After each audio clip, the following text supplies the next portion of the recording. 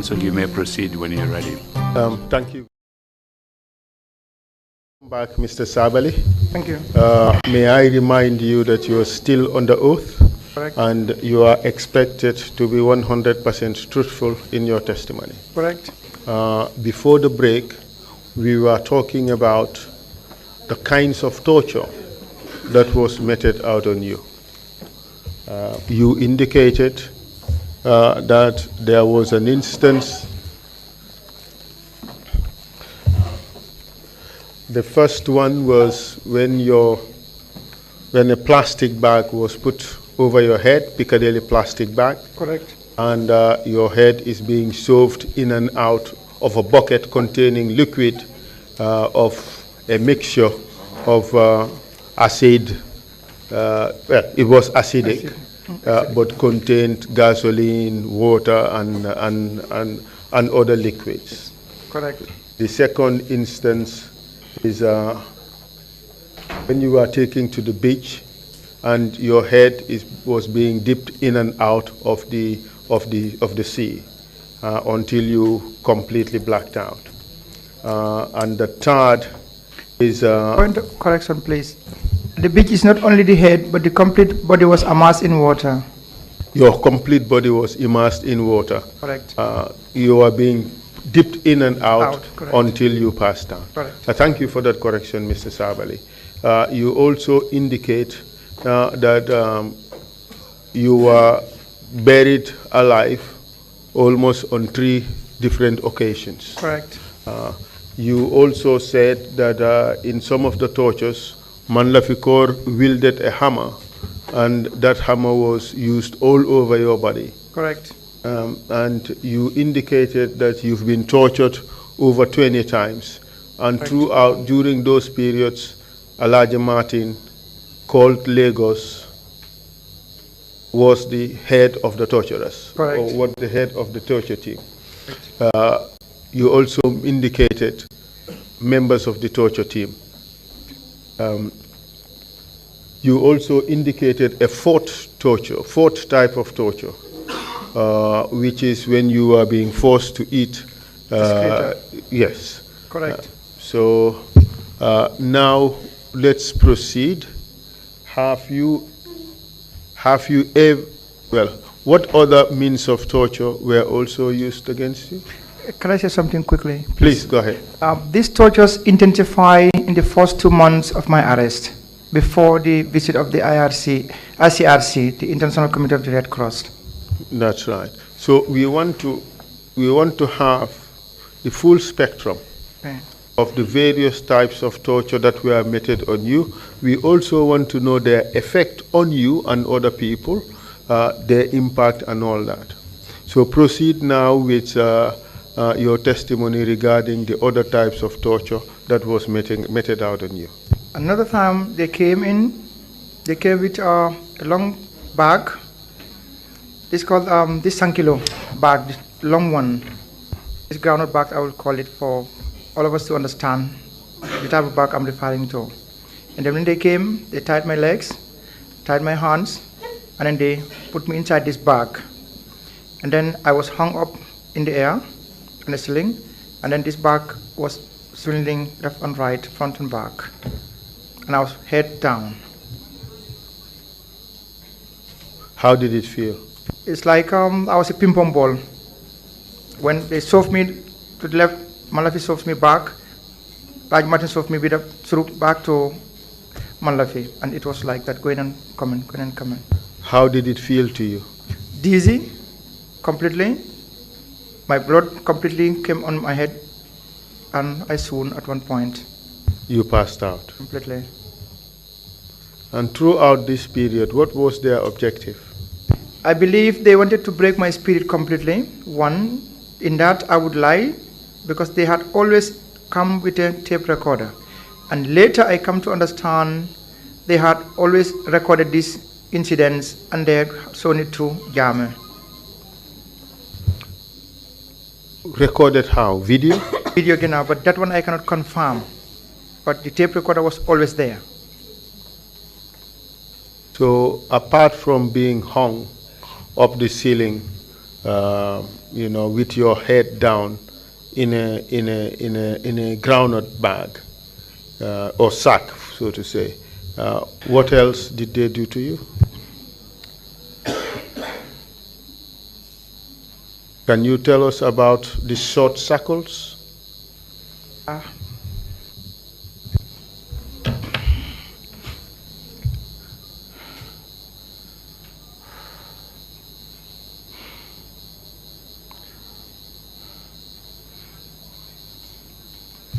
Okay.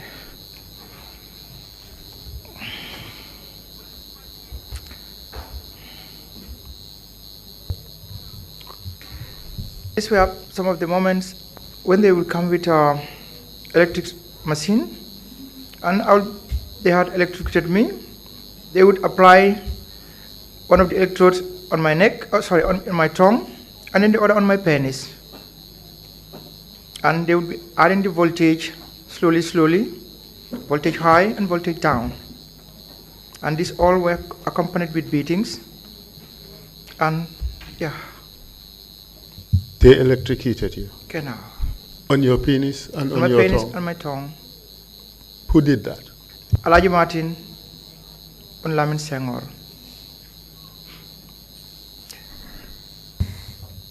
Where did this happen? This happened in Mile 2 for the first time. Then the second time, they took me to the NIA headquarters. And at the NIA headquarters, who did it? This I cannot tell exactly where, but there was one name I heard clearly was Dabo, but I don't know his first name, but they used to call him Dabo. Yeah. On this particular occasion, was Alaji Martin there? Yeah, he had always come for me. For tortures, he was always there. He was never absent. Lamin Senghor? Lamin Senghor was always there. PM Sar? PM Sar, as I said, he had never touched me physically, but he was always standing by. Manlafi? Manlafi, yeah. He was also there. Ndur? Ndur also was there. These are TSG personnel. Bach Sambaba? Bach hardly comes every day. His comments were not oft. Babukar Bob? Babukar Bob also was not always. So, you said this electrocution was done together with beatings.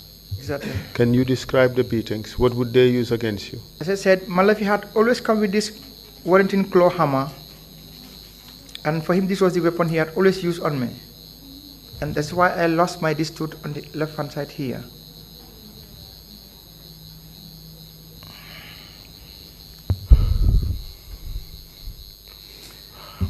And apart from this electrocution, did they use another method of torture on you? Correct.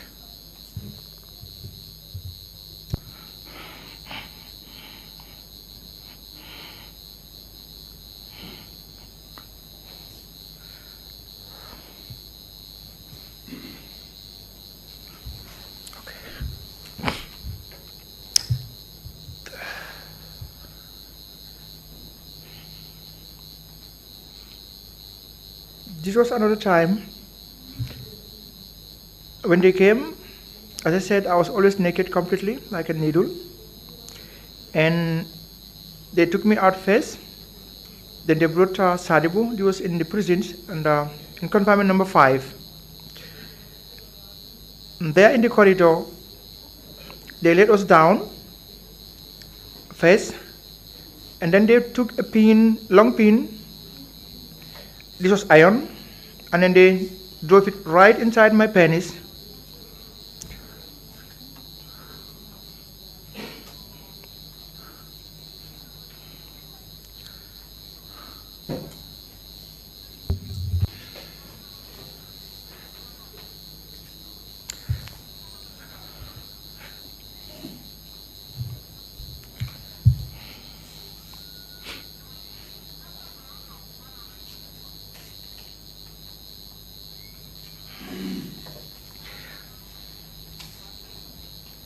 And then the same thing was done to Sadibu,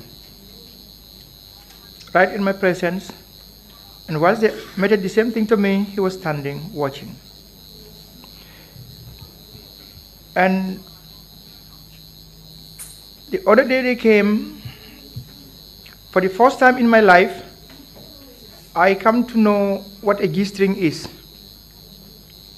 They brought 2, they asked me to wear it by force. And then they did the same thing to Sadibu. They said we should pose as prostitutes, so to say, in their term. And along the line, they said I should, with Sadibu Hydra, we should make homosexual actions, meaning I should have sex with Sadibu Hydra.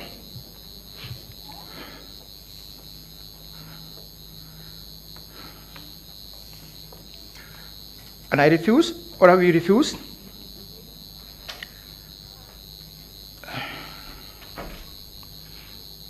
Yeah, they beat us to death, so to say. Who did that? Alaji Martin, Lamin Senghor, Ndur, Malafikor, on this particular occasion. When you said they beat us to death, what do you mean? As always, Malafi had his claw Warrington hammer, and then they used the butt of the AK-47 to bust us.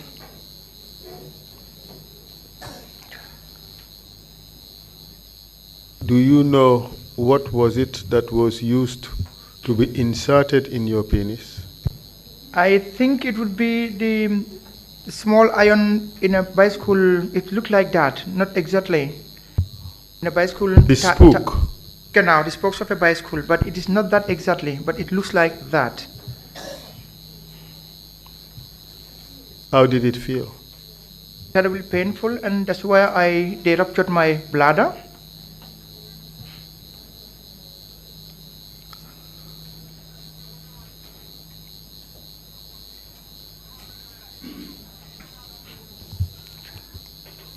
How did these people react when you were agonizing, when you were in pain? How did they react? Unless I go black out, they never stop. Or when Malafikor had played the good cop, then they limit it and then start again. Because then they would ask if I have to talk. When I don't, then it continues again. Who asks the questions? It is always Alaji Martin who directs the questions to be asked. And Lamin Senghor was always asking. And Malafikor was the good cop.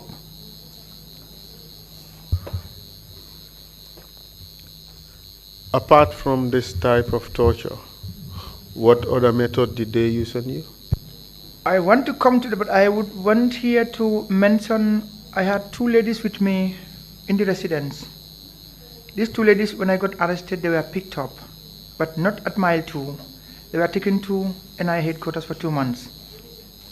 It was when I discharged from the prisons, they got to tell me all the ordeals they underwent at the NIA headquarters. These two ladies were very close to me. They were taken to the NIA headquarters. According to them, they were stripped completely naked, and at the NIA headquarters, bananas were used, sticks were used as dildos, right into their womanhoods. I'm sorry for the language. And they were being told, you will never have a man inside you anymore because we will destroy your womanhood. And this continued for 2 good months before they were eventually released. I learned from them the person they could identify was one Baba Drame.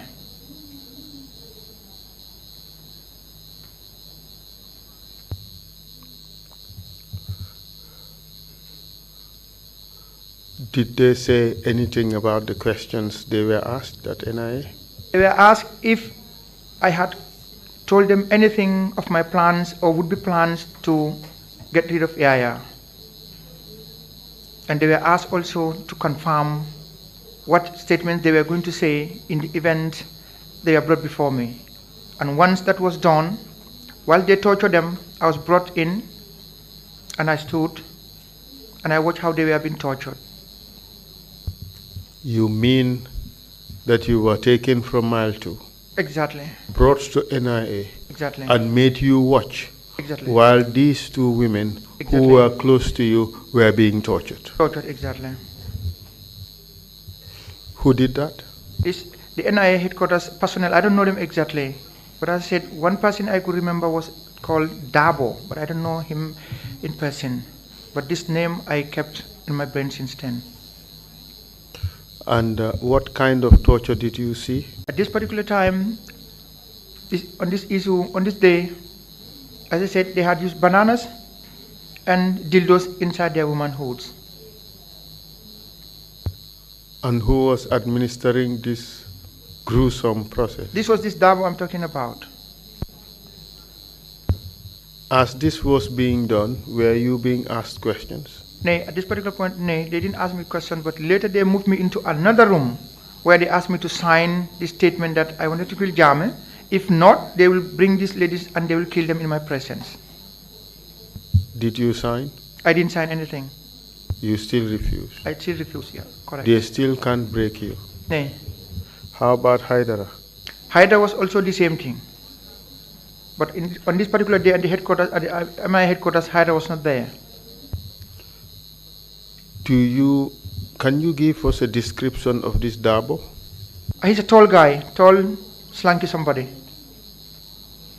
If I could remember, the intonation is either from Gunjur, Sukuta, or Sanyang. This is the Mandinka dialect there. Thank you very much for that. But apart from this Dabo, you could not recall anybody? Any other person, no. Do you recall who escorted you from mile 2 to NIA on this occasion? Alaji Martin's team always had come for me if I have to leave mile 2 for tortures. Could you kindly remove your hands from your mouth so we can hear you clearly? I know this is very difficult. We crave your indulgence. It is important that we bring things out so that the Gambian people would know some of the things that Gambians have done on other Gambians. It is absolutely important. I am terribly sorry. So, on this occasion, was it just Alaji Martin or was it the entire team? Alaji Martin was there, Malafikor was there, Lance Corporal Senghor and Ndur was there.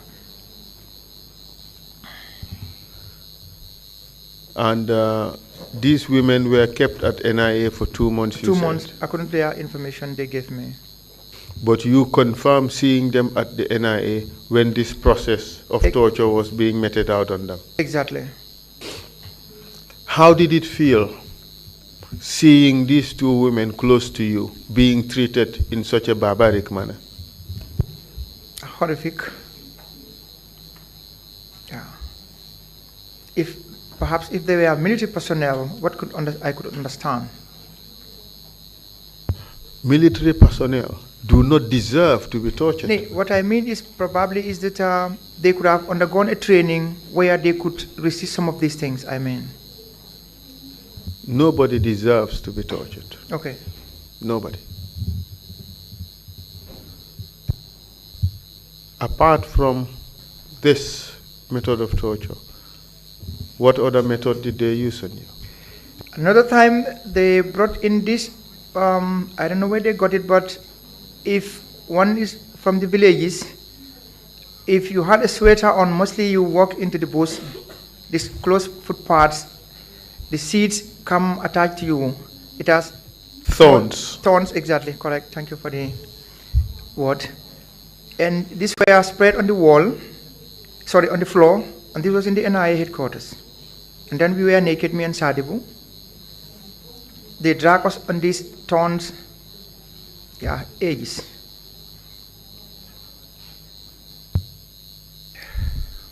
And what happened when your body came into contact with these thorns? Lacerations, we sustained lacerations, and they poured cold water, ice water on us.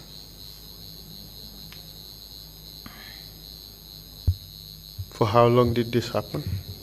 As long as I can remember, we were there in the morning, and when we came, I found my lunch in the cells. So this could be around 1 o'clock, 2 o'clock. Were you conscious throughout, or you passed when they out? brought me back this time, I was conscious. And who participated in this incident? This is Alaji Martin, Lance Corporal Senghor, Ndur, and Malafikor. As I said, Private PM Sar had never laid hands on me. How would you describe these people, Alaji Martin, Lance Corporal Senghor, Ndur, and Bob? How would you describe them? Well, they are torturers, that's all. Your word is they are what? They are torturers. Torturers, that's what you said. What do you say to the suggestion that you were never tortured, they just asked you questions? What do you say to that? That is totally false. That is totally false. Do you know what is called waterboarding? Right. Have you ever experienced it? Yeah. I think I'd prefer if you would only read it, please. It's all right. I would skip it. But can you confirm to us that you experienced it? Yeah, many times. Who did it to you? Alaji Martin and his team, Malafikor, Lance Corporal Senghor, and Ndur. If you don't mind, I can read out an excerpt from your statement. Please. If only if you don't mind. I agree. You had this to say, and I quote, "On this session, we were told it's a washing day, an order from the president. Quote, take them to their washing, unquote. As if we were circumcised, initiated children to take their first bath after 1 month in the bush or woods. This was around 3 to 5 a.m., I calculated, or knew from the early morning bird singing. We were taken to the sea just across the highway, directly in front of the prisons. Correct. We were in our usual torture sessions uniform, in brackets, but they shoot, that is, stark naked. And costume jewelry, that is, shackles and handcuffs. Right. The air was very cold and windy. The seawater was near freezing point. By the baser intelligence interrogation methods called waterboarding, they strapped us down and pushing us under the water until we were made to believe one might drown. We had been in this way on and on, held underwater until we had in fact begun to drown and lost consciousness, only to be revived by our torturers and submerged again. It was one of our worst memories and experiences. That's what you said. Correct, 100% correct. Who did this to you? Alaji Martin, Olavikor, Ndur, and Lance Corporal Senghor.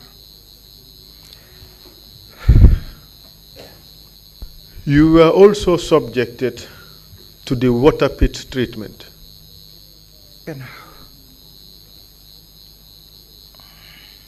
In your statement, you said as follows: there was the water pit, in which most communal cell blocks in the jail that is housing the criminal convicts empty their waste matter. Also thrown into this pit was every type of conceivable dirt. We are made to stand on tiptoe to avoid drowning. Who did this to you? This is Alaji Martin, Lance Corporal Senghor, Malafikor, Undur. Other sessions, we were left gagged with our hands tied on the top of our cell door after being questioned by the NIA and the close bodyguards or soldiers to the president. Who are you referring to? Which bodyguards or soldiers to the president? This was the time Khalifa Bajinka took part in this session with Musa Jammeh, plus Alaji Martin and his team. You went on to say that at one location you were blindfolded and hooded and kept in scorching hot shipping containers. Right. We went through that. Okay. You also described that on one occasion you were chained for a week. Exactly. There I would explain, in the cell, in confinement number 1, cell number 4, both ends of the room, this room is 2.25 meters long, 2.5 meters, the width and length is almost the same, maybe the height would be 3 meters. And as I said, on the head side is a raised bankment, and at the foot end also is the same thing, maybe 50 centimeters high. And this is where normally the plank of wood as a bed is laid upon. But there they dug in the wall, and then they put an iron bar there, and on the foot side also they put the same iron bar, and the plank of wood was removed, and I was tied in my handcuff. On the head side I was chained, and then in the left side, on the feet side, I was chained and I was hanging there, and this was the time I was left there for that long. No wooden plank under your body? Nah. You are forced to suspend pretty Exactly. much. How did it feel? Yeah, my tendons were all completely, yeah. Up to now, you would not talk? Nay, I never gave in. Up to the day I left prison, I never gave in. Another time,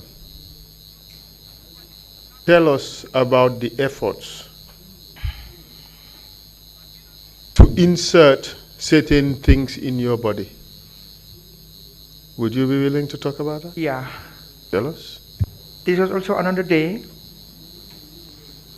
They put an iron inside my anus, and I was hanging by my hands on the ceiling, but barely my feet touches the ground.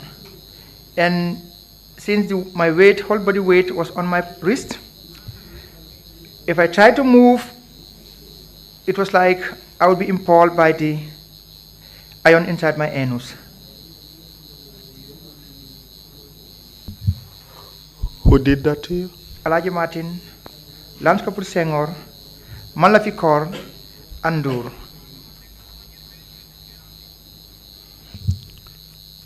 What do you mean by impaled? I know the word, I know the meaning. Yeah, this was like if I bring my weight down on my feet, it picks me right inside my anus. So I am forced to stay exactly where I am on my wrist at the sling like this. And being impaled means that the stick or the metal rod would pierce through your body and come out from your head. Is what if you were to fall down directly into onto that rod. Exactly.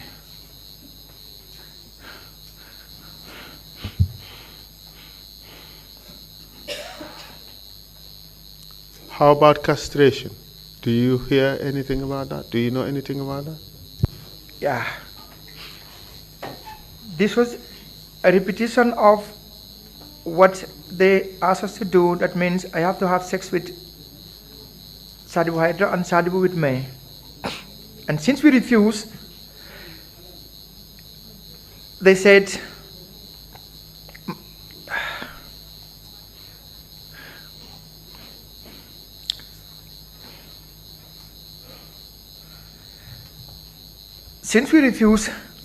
they said, okay, then we will castrate you, since you don't want to have sex together with each other. And this was the time they started with Haidara. They forced him down on the ground. They put an iron bar under his testicles. And Malafikor took the claw pen Warrington hammer. And then they force bit the muscles on the testicles, or inside the testicles. And I am not a doctor at the time, I am not a medical personnel at the time, but if we were today, I would definitely say the cause of Sadibou's death was from that. Because thereafter, he bled up to the day he died. Nostrils, ears, anus, penis, everything was blood. Who did that to him? This is Alaji Martin, Lance Corporal Senghor, Malafikor, and Ndour. Your testimony is that Sadibou died from this torture. I would say that. Who killed him? This would be from these tortures. Malafikor, Lance Corporal Senghor, Alaji Martin, and Ndour. Your testimony is that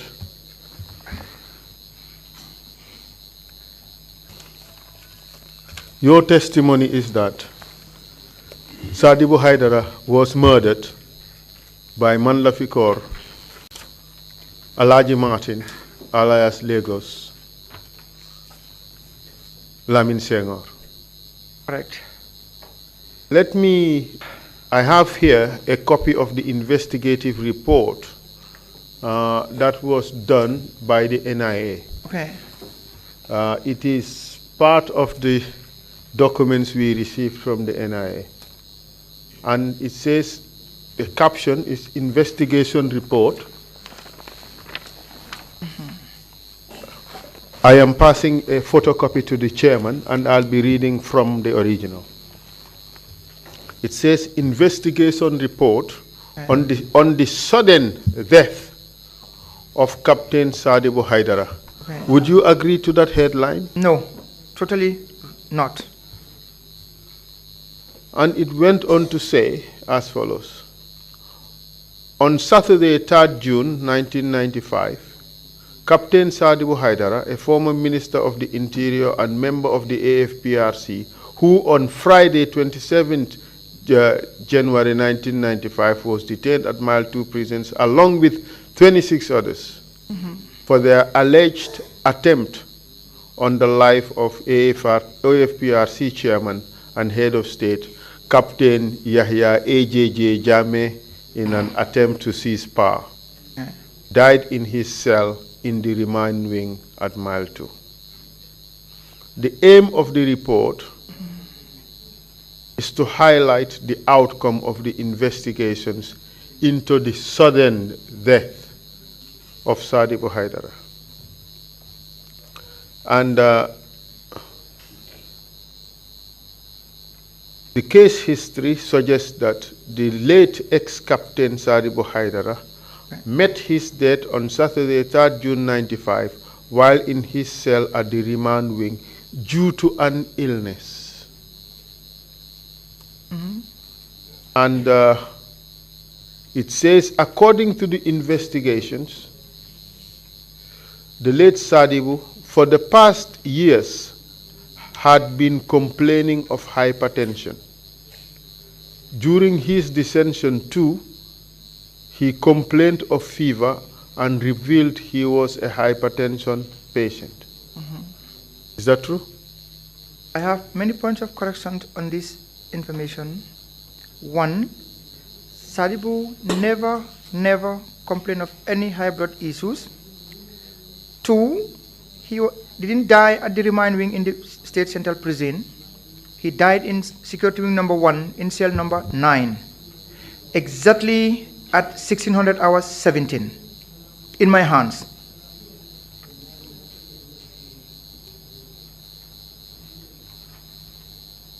Let me read out the findings of the report. And he died on the 6th, not on the 3rd. Thank you very much for that. How come you still recall this date? This date, I will never forget it in my life. Yeah. The findings of the report. It says as follows. A thorough investigation was made to find out about Sadibou Haidara's death. There is no evidence of foul play being detected, and during the post-mortem, he was found to be well-built, well-nourished, and no external signs of injury was detected too. He was just found to have had oedema hypertension and multiple liver problems. The results of the post-mortem exercise have specified the cause of death. Conclusion. Sadibou Haidara is therefore deemed to have died on a natural death while in detention at remand wing in Mile 2. Signed by investigative officers J.B. Mendy and Fodebari. Is this report true? It's totally false. It's a fabrication. For me, if the doctor who made the post-mortem wrote this information to these two officers, his license to operate as a medical personnel should have been revoked immediately. It's a cover-up. Exactly. Sadibou died in my hands 1600 hours 17 on the 6th of June. Or the 3rd, which one? It's not on the 3rd, it's on the 6th. We prayed 2 o'clock prayers. We were waiting for 5 o'clock prayers. I and LF Jame were playing Scrabble, and Sadibou went back into his cell and laid down. And then he called me. I came, and he was lying down on his back, and he said, "Help me, I'm seeing my grandmother." I said to him, "Yeah, you are seeing your grandmother, but you are in Mile 2 here. Do not worry, we'll go out of this place alive." And all of a sudden, I saw the eyes were changing, and I knew he was nearing his death. But still I kept with him. And then he asked me, "What do you do with people who didn't understand where you stand for them?" Meaning the council members who betrayed us. And he told me, there's a verse in the Holy Quran which deals with forgiveness. Let us forgive them. And then he asked me to read Suratul Yasin for him, and we did. I did rather. And then I called Babu Karanjai, I called Ablai Bojang, he was a prison officer, who was the sergeant who was in charge of us. Then I called the two, and then they came. I told them, help me to lay him down properly on his back. And we laid him properly on his back. And I asked Njai to go out and Ablai Bojang to go out. And I stayed with him. until he breathed his last. Exactly 1600 hours 17 on the 6th of June. You did not forget? No. Even a second in that time? No. Because immediately he passed out, he closed his eyes. I closed his eyes. I asked Guy to tell me the time. And he told me exactly it was 1600 hours 17. You did not want to forget that time? No, I can't forget that time. I can't. Sadhu is part of me. And he will ever remain to be part of me.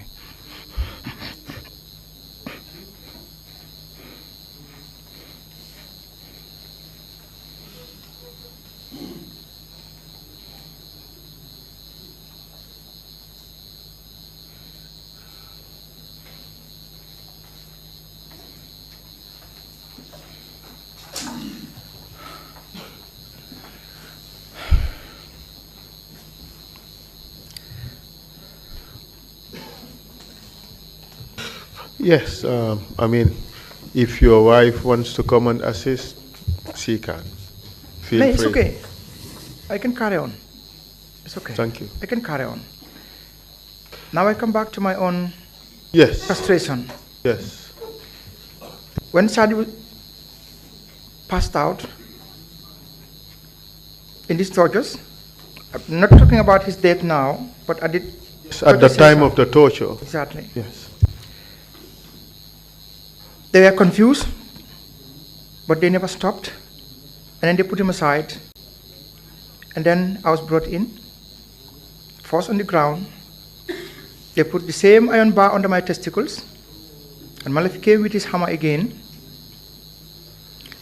And he started beating the muscles that joins the testicles and the other sexual organs within the body. I think at one point I also got blackout, pass out. And since the day on until I discharged, we got no medical attention. When I left the prisons, my fear came true that I had sexual dysfunction from these tortures. Of course, I underwent through medical treatment for all these years, and thank God, it has completely not healed, but better. They attempted to castrate you? Exactly. Mr. Sabally, how do you feel that you've gone through all these types of torture in the hands of your former colleagues and your brothers in force, your brothers in arms? How do you feel? I felt betrayed in as much as I had done nothing. The accusation in quotation, yeah, I felt betrayed completely. We have had testimony that this was poetic justice. You had tortured people. Okay. It was your turn to be tortured. Exactly. That is the way it goes. Exactly. What goes around comes around. Or what? Exactly. What do you say to that? Correct. Do you regret the tortures that you meted out on other people? I do, wholeheartedly. I wish I knew at the time what I know today, and what I learned in the prisons, I wish I had known it before. Meaning, in the prisons, as I always say, it's the last university for me in the world. I had learned wisdom, humility, patience, and understanding. And that's why I came out of prison not bitter, but better. And I had forgiven all of them. That is deeply profound. You came out not bitter, but better. Exactly. Deeply profound. What do you harbor in your heart for those people who meted out this gruesome torture on you? I had nothing against them. For Malafikor, we saw in the prison before I discharged, At one point he came, I think he fell out with Jame and he was sent out of the State House back to Fajara Barracks. And once he came with Lieutenant Combo. And when Combo came, normally he must come with an escort. Out of curiosity, I asked, where are your escorts? He said, it's your class, meaning Malafikor. I said, where is he? He said, he's at cell number 4. And then I said, why not you call him to come in? And then he went and forced him to come. And when he came, I said, but why didn't you come to our cell number 1 when you are the escort to Lieutenant Combo? He stood down. I said, we know each other from the training. What you have meted on me, I knew you haven't done it alone. You were sent. But you have done your bit. I have forgiven you. And since then, yeah, why not we became good friends? Each time he came, we talked. And it was along this line that he revealed most of these things, that whenever they were torturing me, beside the tape recorder, they had filmed it on video. And they had shown it to Jame to watch. But as I said, this part I cannot confirm. What happened to my man Lafikor ultimately? I don't know where he is exactly. He's dead. Oh. May God You never heard? may God have mercy on his soul. I never had his death. Oh, yeah. What do you feel about Alaji Martin? If I see him also, I would forgive him. I have nothing against them. Absolutely nothing. Even Jame, as I said, when I left the prison, the day I left the prison, right at the main gate, I had said it clearly. I have forgiven him. But your ordeal did not stop after your conviction. Yeah, klar. It will not stop. I knew it will not stop. But I don't have to live in that situation. I have to find a better future. Well, tell us about the attempts to have you poisoned. Okay. This was the last 6 months before I discharged from prison. Actually, the timing ranges for 2 years, 3 months. It all came about, I was sentenced for 9 years, and normally as a citizen of the country and a convict, I was supposed to be given a parole after having served 6 years, 9 months, meaning 3/4 of the sentence. And this was supposed to be September 2001.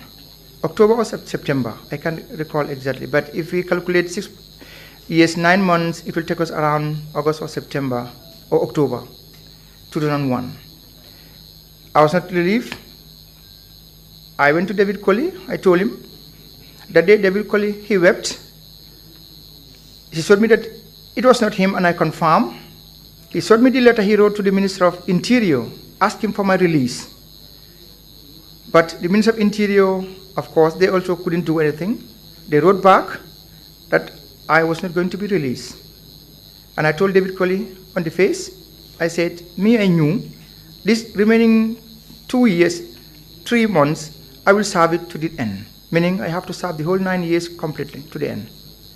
But I made it clear to him, I will not die in the prisons. I will go alive. This I knew. And I told him also to give me a new uniform, the prison uniform. I insisted until he gave me 2 pairs. In which part of the prison did you serve your term? In security number 1, cell number 4. Not even general convicts? No, I was throughout in that 1-man cell for 9 good years. Most of the time wearing what? In my birthday suit, completely naked. And for most of the time they had poured water in the cell, and I would be on that concrete floor with water. Tell us about the attempt to poison you. Okay. It went up to the last 6 months before my discharge. The first attempt, I believe, was to put me in another charge to extend my prison term. And this was done by one Yaya Jaju. At the time, he was a superintendent. Because he used to tell me, they name Yaya Jammeh after me, because his name also was Yaya. He come from, I believe, Faraba Bantang. But for me, that was not important. And as I say, I would say, in the prison, the diet, the food we have two types of food in the prisons. One is the general diet, meaning GD, and the other one is the high protein we call HP. This general diet was for everybody in the prison. If anyone was to be given this HP, the high protein, you must have gone to the hospital and a doctor would have prescribed this particular food for you. And throughout my stay in the prisons, for the past 8 years, 6 months, I never thought to have that opportunity. And I was never sick where I went to a doctor and the doctor prescribed such a particular food for me. And knowing my relationship with this particular yaya, this superintendent, I never expected such a gesture also from him. From nowhere, out of the blue, one day he came smiling with a small piece of paper. He came, I was in the cells, and he knocked, they opened the door, and he said, today you are promoted. Because that's the term we use in the prisons, meaning you have graduated from the general diet to the high protein. What it means, the difference is only that the general diet, this is the general cooking for everybody in the prisons. So this HP, why they call it HP is only that it contains more vegetables. And maybe if you have to have a fish, it will be a whole fish. If it have to be meat, probably also maybe 3, 4, 5 pieces of meat. That's the only difference. Fine. When he came with this piece of paper, small paper, he said, Sabally, today you are promoted. For me, what was it? I was still in the prison. And then he said, from today, you will get the high protein diet. And you will get 2 basins, meaning my lunch, my dinner would be the same. I only said to him, thank you. But for me right now, my brain has started working. One, as I said, I was never before a doctor, for that particular doctor to prescribe such a food for me. And I knew this particular yaya would never, on his own accord, give me that chance to have that particular food in the prison. Never. So I knew something was amiss. I prepared myself psychologically, but what it was, I could not tell and I cannot tell. We were there. They started bringing the food. It came normal, every day 2 basins, apart from the breakfast. I will eat. The other basin I will give to Suleiman Sar. This Suleiman Sar was the one who was involved in the Farafenni attack. And it went on, until one day, my suspicions became true. In the prison at the time, we have the chief cook, who was Jerry Koli. We have the assistant chief cook, who was also Koli. I forgot his name. Where are these colleagues from? They are from Casamas. They're not Gambian? No, they were serving jail terms also. Okay. The second, the chief cook was Jerry Koli. The second one was Salif Koli. Jerry and Salif. Okay. My wife's surname is Koli, so I built a good rapport with the 2 of them, even before this incident. Meaning to change my diet from general diet to high protein. And Salif Koli, the deputy chief cook, was responsible for cooking and dishing out this HP, this high protein. And as I said, he used to bring this food to me. And when he didn't come, it was Harbabu, he was serving life sentence, he used to come. And in the prisons, we have a helper at the infirmary, at the clinic, Ablaiba. He was serving a life sentence. There are 2 Ablaibas, they were all serving life sentence, but here I mean the younger one. One day, Salif Koli came, brought my food. I was playing Scrabble with Elef Jame. And normally when they come with my food, I would motion them if they found us doing something like playing draft or playing Scrabble or doing nothing but we are sitting outside during break periods, they will take the 2 basins and put it inside my cell on the table. Actually, this table was just a cement slab. Now, on this particular day, Salif came with these 2 basins and then went inside my cell and stood instead of putting the basins down and come out as usual. So he called Alolom in Jola, meaning my in-law. My Yola has come back now. Now he called me Alolom. I say, yeah. Joe, come in Jola. I was playing Scrabble. I didn't go. I told him, put it down on the table where I used to put it. So he was still standing there. Then he called again, Alolom, Joe. So LF said, Wulieta, maybe I keep money fendekam in Mandinka. Reluctantly, I woke up, I got up, I went. But then the officer who escorted them followed behind me immediately. And as soon as I entered my cell, he told me in Jola, Tamburi Sinyangas, meaning, do not eat this food today. I don't know what was the reason. So I said, okay, and he left with the officer who was escorting them. So the 2 basins were standing there. Since the others have their food, I ate from their basins. In the evening, the morning shift had gone home. In the evening, they brought our dinner. Mine was already in the cell. As I said, I had 2 basins every day. My lunch and dinner comes together. When they brought the other basins for the other detainees there, or the other convicts, Harbabu came and Ablai Sow, this younger Ablai Sow, who was a helper at the infirmary. Normally in the evening, he brings medication for prisoners who were in the security wing to take their evening doses.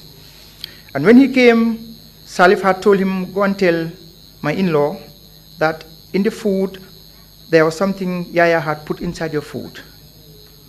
How it happened, later he explained to me, he himself, that whenever they wanted to put something inside, Yaya would tell him, if you finish cooking before you take the basin to Sana, bring them to my office. Which Yaya? This is Yaya Jaju, the superintendent in the prison service. Proceed. And he would take these 2 basins to Yaya at his office.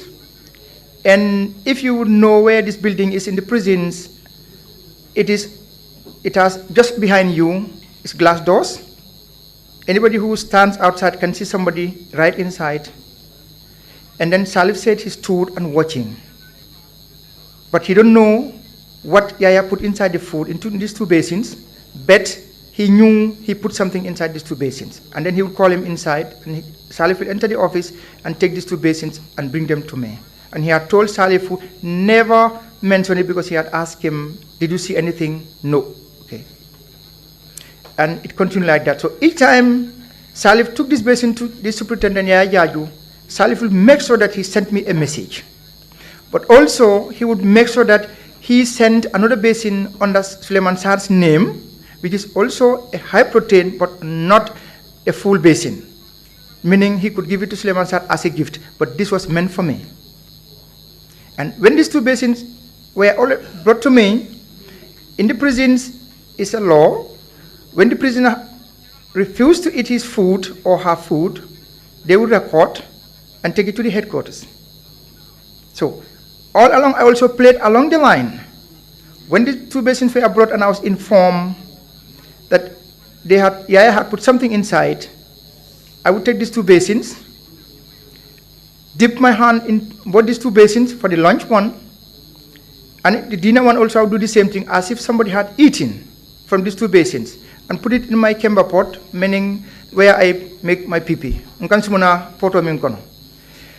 Now, in the morning, when they come, they will look at the 2 basins and see that it's like, oh, he has eaten. But I never ate from those 2 basins.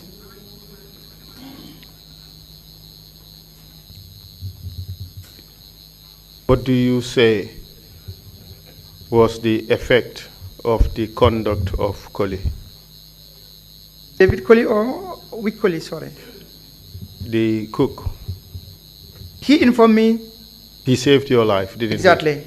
And I would come to that, what also I did when I left prison. What other attempt was made on your life while you were in prison? These were the moments when they would torture me, and then they would send the information outside that Sana had hit his head on the wall. Actually, they would do that, but the information will go around as a rumor that Sana has hit his head on the wall and he has broken his head. How about the injections? This would come on the 29th of August 2003. Tell us about it. This was from James, Couple James, but the one who administered this injection was Famara Sane. He was, before coming to the prison department, he was at the army. He was at which army? The Gambia National Army. What's his full name? Famara Sane. And what did he do to you? This time I had malaria. And for 2 weeks I was laid low by malaria. I was never taken to the hospital or attended to. And one fine afternoon or in the evening, first came James, this James Jaju. They were both working in the infirmary in the central prison. James came, he asked, I said, yes, I had malaria. I was still lying down on the bed. And then he went back. The next, the two of them came, and Famara came with a syringe and needle. Before I could realize anything, chuck on my left thigh. And up till today, this pain is there, and I have my legs. The right is longer than the left one. From that injection? From that injection. Do you know what they injected in you? No, I don't know. I can tell. For me, my fear factor was 1. And whether, fine, it might have been fancy in my brain. Maybe they injected me with AIDS, nobody knows. Hepatitis, nobody knows. Things like that were reeling in my mind. Or a deadly poison that could eat in me eventually. When I had to leave the prisons, maybe a month or 2, I could die. And it would have been seen as a natural death. Were you able to walk after this injection? Nay, for 2 good months, I was not able to walk. Do you know what information went out of the prison concerning your leg? That I was paralyzed. How do you know that? My family members told me. In fact, one of my auntie who was here right now, but she's gone home, could have attested to that. And David Colley also could attest to that. Famara Colley also could attest to that. He was an SPO at the time. And Balajo, I forgot his name, but he was also an SPO. I go into this one quickly. This particular day, it was around 4, between 4 and 5. The morning duties had ended their tour of duty, and the afternoon duties were there. And then Ablai Bojang came quickly and said, dress up, you have a visitor. I said, okay. You can't take me like that without telling me who I'm going to visit. Because at this time I had no visitor. Why did you have to dress up? I have to go to the headquarters. Yes, but why did you have to dress up? You didn't have any clothes on? No. You were always naked? Yeah, in this particular point I was naked. Then he threw the uniform on me. Of course, between Abla and me, this is Jola and Fula. And then I dressed up. He took me to the headquarters. And when I arrived at the headquarters, my auntie was standing, but her back towards me. And she was there quarreling or trying to find out with Balajo, with Famara Colley. Because Balajo and Famara Colley, they look alike. They are all short and the same prison uniform. So for her, as she later told me, was that she told Balajo, or David Colley told Balajo, go and bring Sana. And Balajo came in. So all of a sudden, she was facing the headquarters and Famara Colley came from the other end. So for her, it was like Balajo went this other side of the confinement and come out from the other door, was trying to avoid her. And then she told him,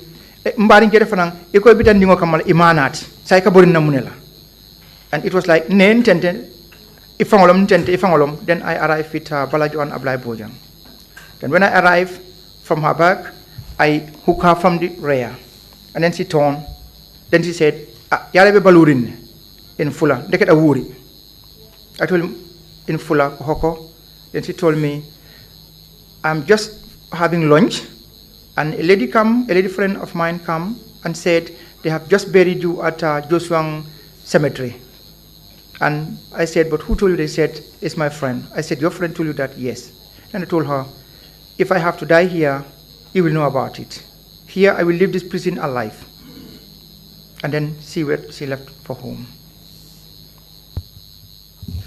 Mr. Sabally, I have no further questions for you, but I'll yield the floor to the commissioners to ask whatever questions they have, and thereafter you would be given an opportunity to address the Gambian people. I would prefer that you do it in local languages. Speak Wolof or Ofula. We have heard you in Mandinka yesterday, and this is just for listeners who do not understand English to be able to hear you at all aspects of your testimony in their own languages. But the choice is yours. If I have the permission, can I say something quickly? It's just... Please, go ahead. Yeah. I don't know how far, whether we're going to sit again to continue, but I want to make a correction here. We're all Gambians. I have no problem with any journalist, but lies have been paraded and is on endless... Okay, sorry, I'm talking Dutch now. Endlessly, lies have been paraded. And I would like to make a clarification. Omar Ba was a journalist here in the Gambia. When I discharged from the prison, he was not the first journalist who interviewed me. Correction. It was Sirif Bojan Jr. who interviewed me right at the main gate of the prison when I stepped out. 1. 2, he just wrote not long ago that anti-athlete source here was the one who harbored me, gave me housing, and yeah, you could find this information in the internet. I am saying I am not ungrateful to anybody. I will not deny knowing anti-athlete source like any other person here, but she never knew where I was. We never saw when I left the prisons. Not anti-athlete, not her daughter, Ndaitafa Source. I am asking, please, if we have to give any information as far as the TRRC is concerned, let us give the real truth to the Gambian people. No more lies. Thank you. Thank you. Mr. Chair, your witness. Thank you very much, Council, and thank you very much, Mr. Sabally, for your candor and for your testimony. Commissioners, if you have any questions, please indicate. Commissioner Carr, you have the floor. Okay. Thank you, Chairman. I have some questions. The first is, I'm interested to know how you came up with the decrees during the transition period. Sorry, can you repeat that, please? The decrees, the military decrees. Okay. And what if you played any role in that? Okay. I am not a legal-minded person, but we employed the services of our Justice Minister at the time, Fafa Idris Sambai. He guided us through this process. Thank you. The second question is, when you initially came into power, you faced a lot of opposition from the international community. How were you able to deal with that? I am most grateful that you come up with this question. And here, I think we would, if you look at the negative part, we should also look at the positive part of our council at the time. With the international community, we really had hell with them. At one point, the diplomacy didn't work. Personally, it didn't work. And one time I was in Sierra Leone, they gave me a call and said, oh, we run into trouble with the diplomatic community. They have given a travel advice, meaning they banned their citizens from coming to the Gambia. I said, okay. I canceled my trip. I come home. Luckily, I arrived here, I think, in the afternoon before 3 o'clock.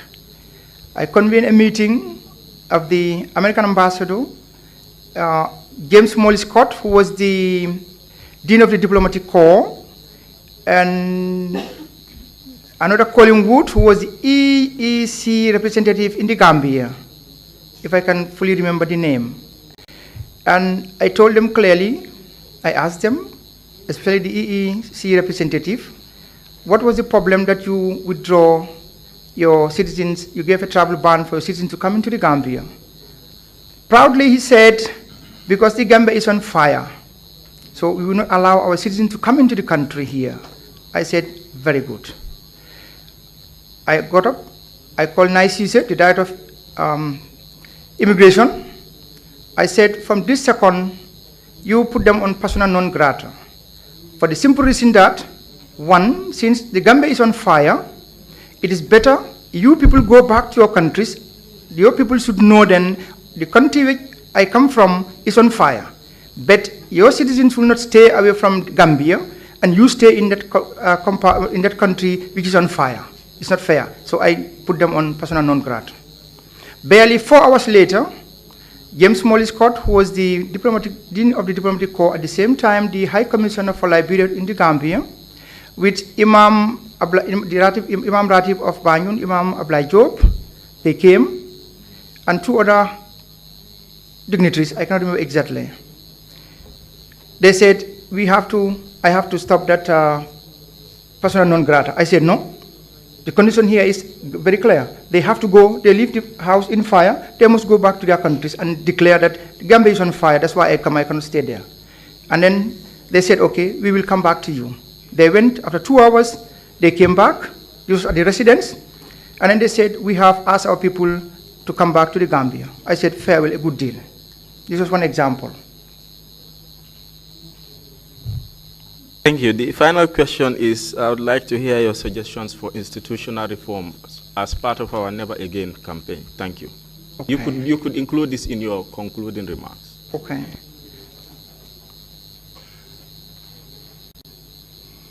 Thank you.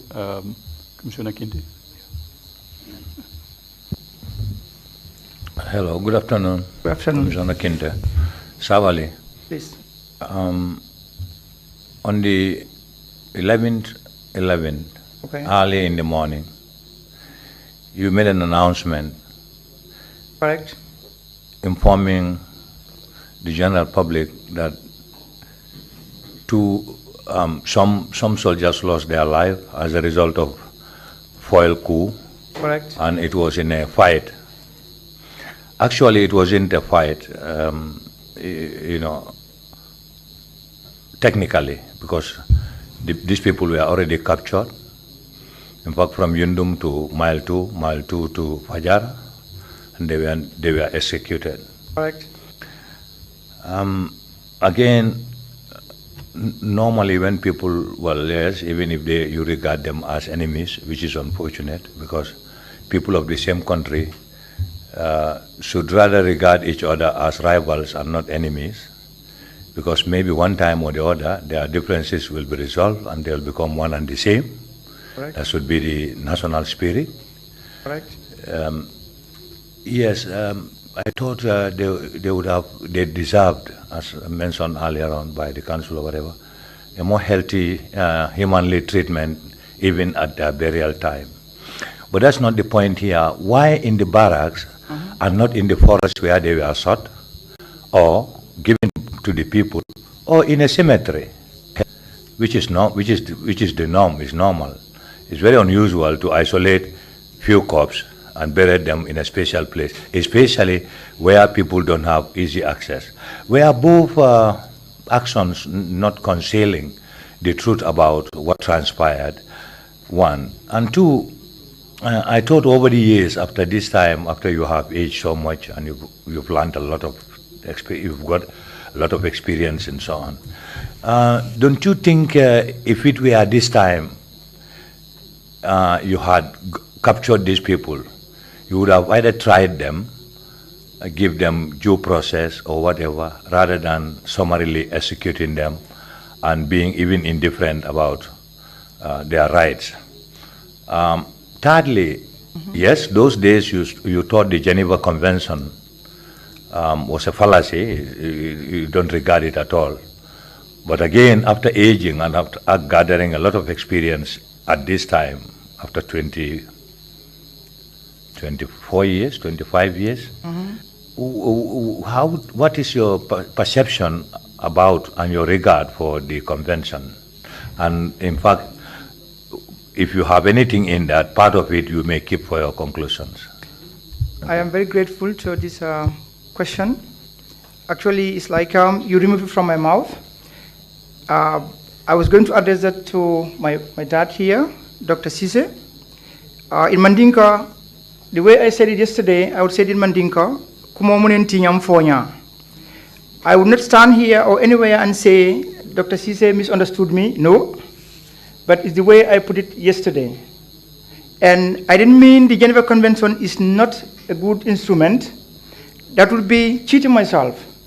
Because when I went into prison, after 2 months, 3 months, into my 3rd month, I was visited by the International Committee of the Red Cross.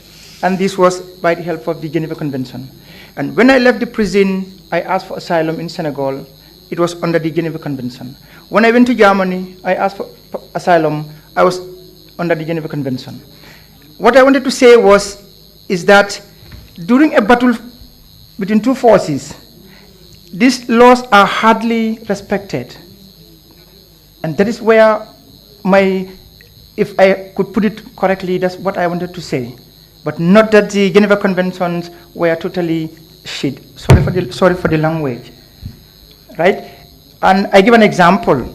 In 1602, in Geneva itself, the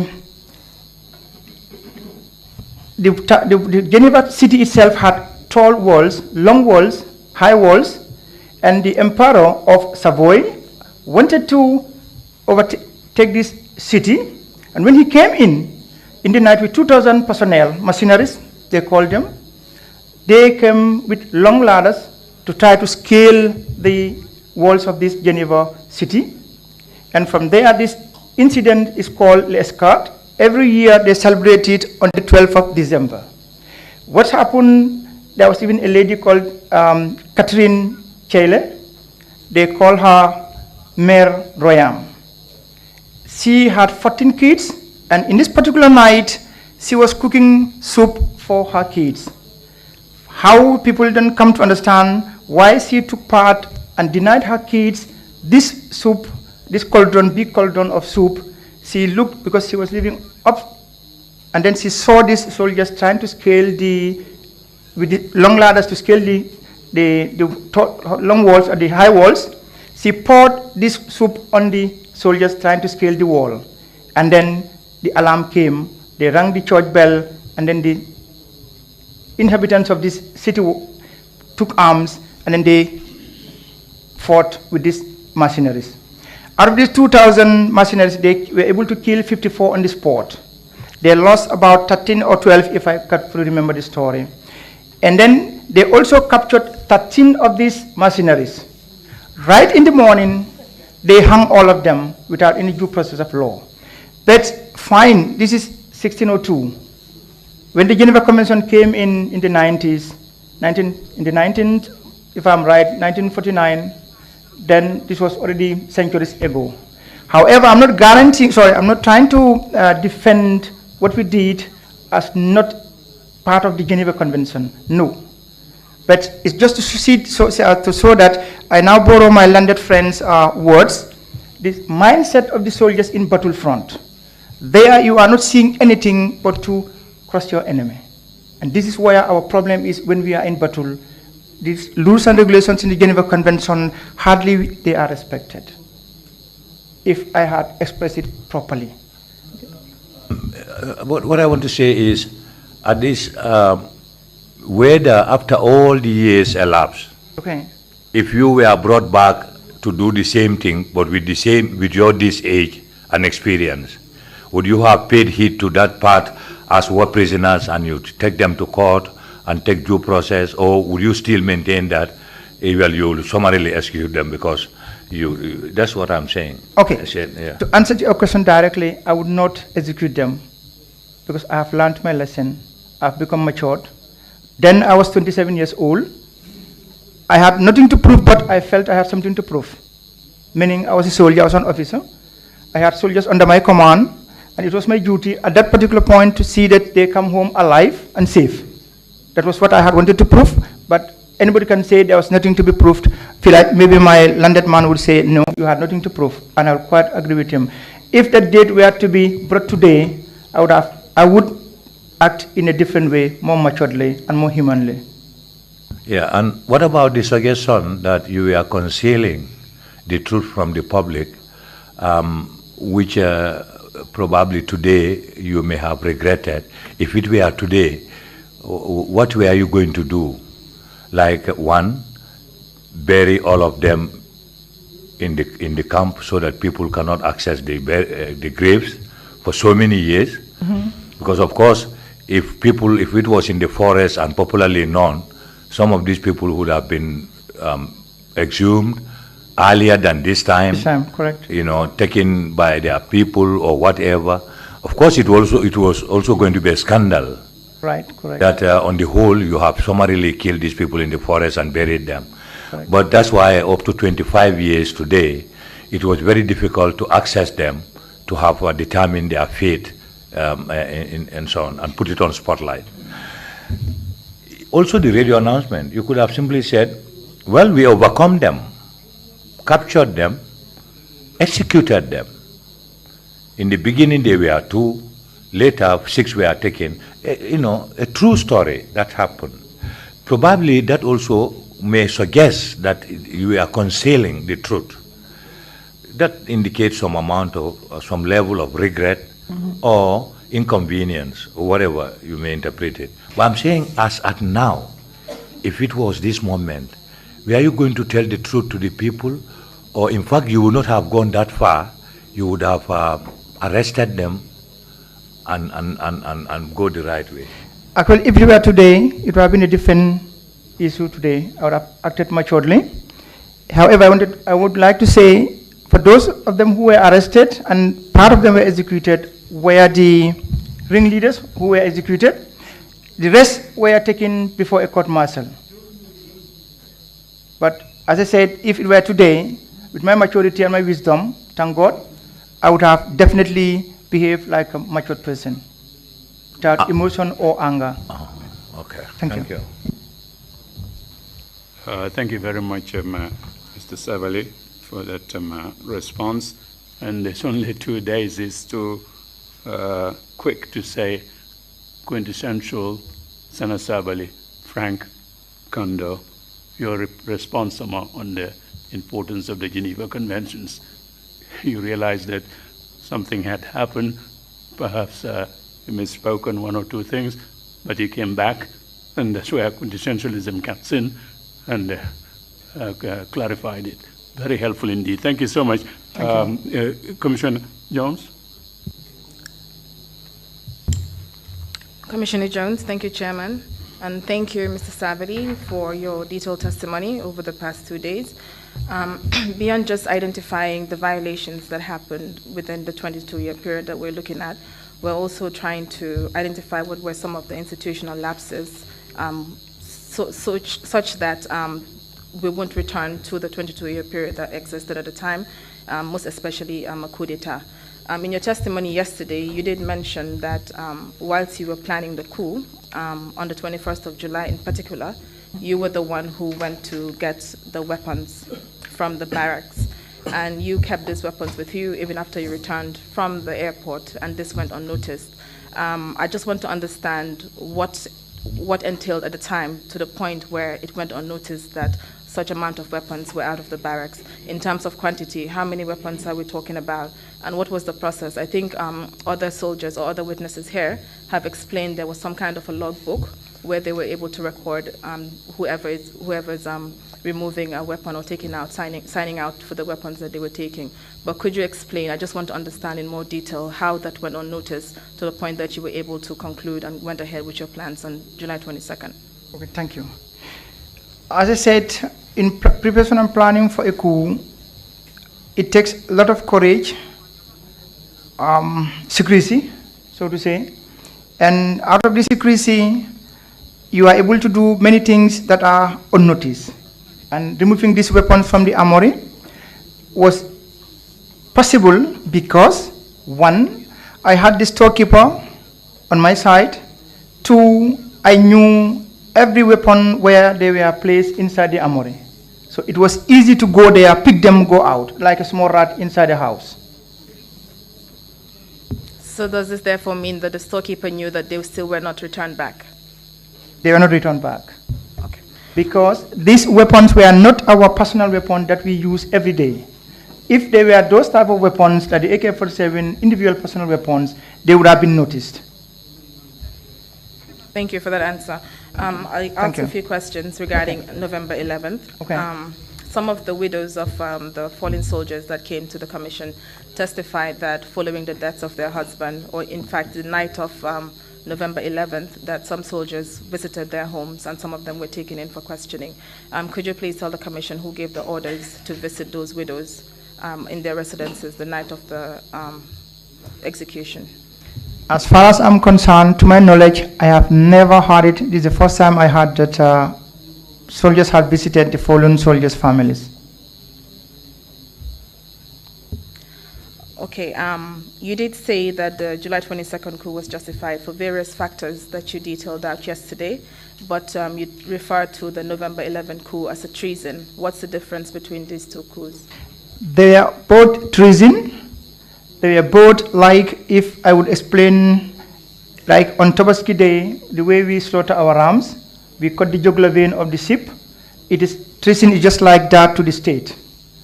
The difference here between 22nd July and our 22nd July and 10th November is that ours was a successful coup, theirs was a failed coup. That's the only difference. Okay, one more question. Okay. You had said that the initial plan of the junta, the council, was to stay in power for 6 months. Certainly but correct. Then this eventually changed. What are some of the factors that you think led to Jammeh's change in desire to extend beyond the 6-month mandate that you guys initially agreed to? There we will come to the collective. I am not quickly trying to throw mud on everybody, but these were the part of the individual and collective failures. I will not say the institutional failures, but these were outside the institutions, they were individual. Because I learned first, as I said, when Baba Job came, Soldau, Jobate, and Barry, to try to talk me out to accept forming a youth organization, this 22nd July Youth Movement, I learned similar approaches were made, especially to Sukuta and Burfoot. And from there, even before my arrest, delegations had approached us to extend our stay in power, particularly Burfoot and Sabally. And later I come to understand, whilst I was in the prison in '96, that to say it in Mandinka or in Wolof, Sukuta ak Burfoot ñoo ngemba jaaya pour mu simit uniform bi mu taxaw as a civilian candidate for the presidency. So in short, it was external forces or external pressure. Exactly. Okay. Finally, we've also had some witnesses, one of whom was the former Minister of Agriculture at the time, O.J. Jallow, Correct. who said, who explained their own ordeal as well during that time, and in particular mentioned that you visited him 4 times to arrest him. So I would like, in your final remarks, since you had the opportunity to apologize to some of the victims yesterday, if you could also just apologize to OJ and the crew or the other members that were arrested at that time as well. To OJ and all the PP ministers who were manhandled by myself and my guards, I said wholeheartedly, I am very sorry, deeply sorry, and I regret the incidents to have happened. Thank you. This is appreciated. Thank you. Thank you very much. Thank you, my Commissioner Imam Jallow. You have the floor. Imam Hussein Jallow, witness. You found a note inside Barrow's pocket. Correct. Indicating names of people who are involved in an attempted coup. Correct. Did you and your group ever ascertain whether actually that list was written by Barrow or was not planted in his pocket for the purpose of carrying out the intentions to wipe out 11 Gambian lives unnecessarily? That's the first question. Okay. Do I come in? Okay. To ascertain or not to ascertain, here we have not done that, but personally, I am the one who found this book in his map pocket. Whether he was the one who wrote it or not, I did not ascertain that. But for me, it was enough, the content of in the book was enough for me to know what plan they had against us. Thank you. Question is, please. what advice would you give to young army officers presently serving against toppling a legal government in view of all the experiences you have gone through and what has happened to this nation for the last 22 years? Thank you. To the military or the security services in the country, I am saying do not fall on the track we fell. Fine, if you look at any issue, there are two sides to a story. If we had failed in our duties as officers and men of the Gambian National Army, the state also had failed. But here, this is not the defense I'm putting forward. You have asked me to talk to what advice I would give to the armed forces. I am saying let us stay in the barracks. If you have any problem, as we did before, try to find out where to address those issues. There are officers also I would advise, please, for God and heaven's sake, for the sake of our nation, take the complaints from the junior officers, the men, and forward it to the right chain of command, and make sure that it is not only enough to forward their complaints, but also to make sure that these are followed until solutions are made out of it. Thank you. Before we give you the opportunity to make your concluding remarks, Mr. Sabally, Commissioner Carr has indicated that he left out two short questions. I hope you make them short. We'll come to you. Bishop, you want to ask for the floor as well. Commissioner Carr, can you hold off a little bit since you had the opportunity earlier? Bishop, you have the floor, please. Thank you, Chairman. Mr.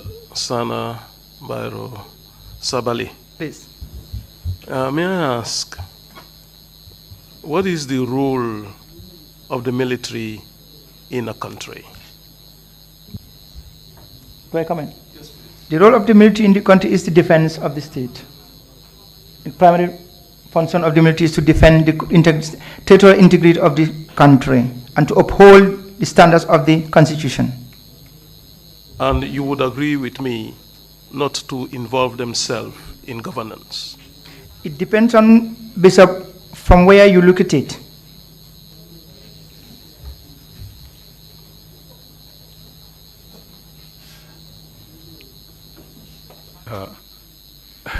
It's quite an answer. Thank you. Commissioner Carr, you have the floor, please. Or do you want me to delve more on that answer, please? Well, actually, you did not answer the question. Okay. Can you pose the question, please, again? I said, do you agree with me that since the role of a military is to defend the state and property, that you are not supposed to be involved in governance of the country? Okay. Before, my understanding was that we were to uphold the Constitution and the territorial integrity of the country, but I am made to understand now that the army have to stay completely out of politics, and I hold that line correct. And thank you for your advice. And thank you, Commissioner Carr. Thank you, Mr. Chairman. I left out two questions, and the first please. is in relation to some of the committees we have in the Commission. What happened to the two ladies that you mentioned were tortured, and did they develop any subsequent complications out of that? Yeah, one to this day could not conceive any baby, and the other one could never go to bed with a man.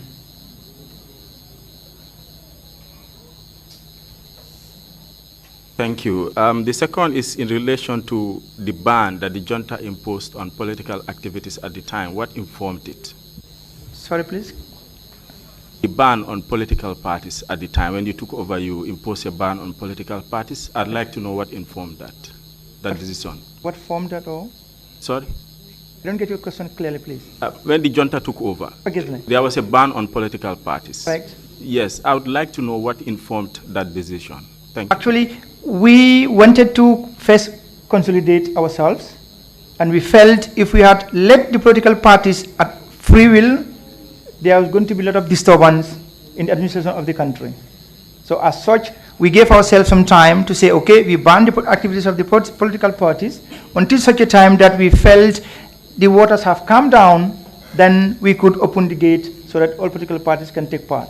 But as I said, for me, this was not going to come into play because we are going to hand over in 6 months. Thank you. Thank you, Imam C. You have the floor. Yo, Minama Heti. Hakkunde mbaranoɓe fajara Hey. Imam. Imam, could you allow for the interpreters to take position before you proceed, please? Imam, dañ lay ñaan nga xaar interpreter yi ñu jël seen place su ko defee ñu mën a déggale ngay laajte mais foog naa pare nañ mën nga continuer. mbaranoɓe fajara ɗiɗo mbaranoɓe toon. The two who were killed in Fajara, nde gadduɗon me de yundum when you brought them in Windum, on uɓe ñanden walla ko weeti toon kadi gartuɗon nawɗon ɓeyɗa. did you bury them in the same day or you buried them walla ɗum fof when mo you went on ñamgo Kolabel? Or it happened in the same day? The same day, we buried them in the same day. nawnoɓe ɓe ladde to kadi ko homo waktu nawɗon ɓe ko subaka nako ko ñalawma. The one you took at the forest, what time did you take them at the forest? Was it in the morning or in the afternoon? In the afternoon. Kikiɗe. In the afternoon. hawro e jemma. Then Maghrib, it was not yet Maghrib prayers. namdal ɗimmal ngal nde jamirɗa nde kadi yo ware. The second time, teskaki hen hay gotto mo ganduɗa hoore ma gotto fof wari o. and you did not even mention who killed what and who and who. kono an nde jamirɗa nde yo ware kadi an a fella on jamanu walla a felli. When you give the order, you yourself, did you shoot or you did not shoot? Me felli. I shoot. I shoot.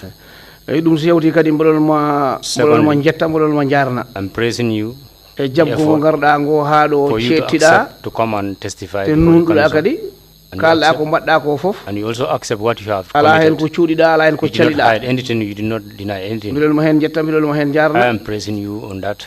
kadi mbiɗon ma namɗo kadi hakkude musidɓe Also mbaɗɗa ɓe asking kadi you- ko hono on kadi miñorɗa hen. The people that you offended, their relatives, what is your intention in that? Mi hulata hen neɗɗo mi hersata hen neɗɗo. I will not be afraid of any human being, and I will not hide on any human being. Gilan darmi ɗo ko alquran o nangumi he jungo. When I stand here, I swear to the Holy Quran, Bimi ko gonga tan kalanmi ɗo. I will always speak the truth, E gonga o kalmi ɗo. and I speak the truth. Si mi feni ɗo, If I lied here, so onon on ganda gonga o. if you people, you the commissioner, you do not know the truth. Jomirawo Allah o tin o en o. Allah the Almighty, who is seeing us Ɗaɗɗo ne o, and who created us, mo andi gonga o. He knows the truth. Allah tigi hoore mum wiye alquran e. Allah Himself have said it in His Quran. Kul ja'al haqqu wa zaka batila inna batila kana zahuka. The saying goes on. Meaning ta suddu gonga o wudere ganduɗa ko wudere fenande. Don't hide the truth, and the truth that you know is a lie. That is, do not conceal the truth. Do not cover the truth with lies or falsehood while you know what the truth is. Do not conceal the truth or cover the truth with falsehood when you know what the truth is. ɗon si yawti kadi hono caggal mum mo jaltuɗa ko leydi ndi mbar ɗum waɗanama caɗele caggal leyɗe. Hope when you return back to the country, hope it did not give you any difficulty outside world. Min gila ngaram mi ɗo mi miijake ha hunde si wona mi ara ɗo mi haala gonga o. When I was coming back to this country, I did not think of anything. The only thing I have in mind is that I'm coming to this country to give my testimonies. Si mi ruttimane si mi rutaki fof ko battal Allah. If I go back or I did not go back, all it is I will see that is the. ko jaltuɗa ko mbi mi mbara daña caggal leyɗe to caɗele. What I'm asking is that when you went on exile, hope you did not have any difficulties outside. Caɗele mom hay sire galle ma caɗele na ɗon surtout sa funti Even in your compound you have difficulties rather than if you go out. Kono non, like the English said, there's no place like home. Galle oɗo no gonɗa ko ɗon ɓuran ma sa yehi leyɗele. When your compound is better than when you go out. a jarama. Thank you very much. Senator Gonga Halido and Jarama. If you have, we will give you the opportunity to make your concluding remarks, and you can do it as Council indicated earlier, in the local languages that you can speak in. Please proceed. Gambe mandinkol anakam moylal. Hello, could you allow the interpreters to position themselves, please?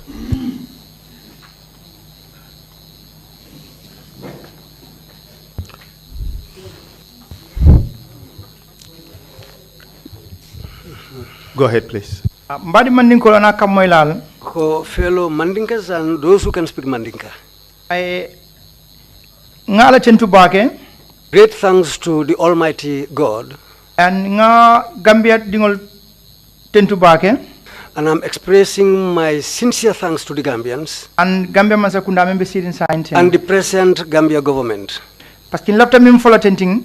Because what I want to say now. Since I came out of prisons and I went out of this country, because I love this country, because of that, I've never sat down during the day or a night, just like I was a mad person before. I was planning everything to come back into this country and get and remove Yaya Jammeh from power. But the day I had that, I planned to do that. Through the coalition. That's the day I stopped that when President Barrow took over the country. That's the day I stopped planning to come and remove Yaya. If I name names today, people will start speculating.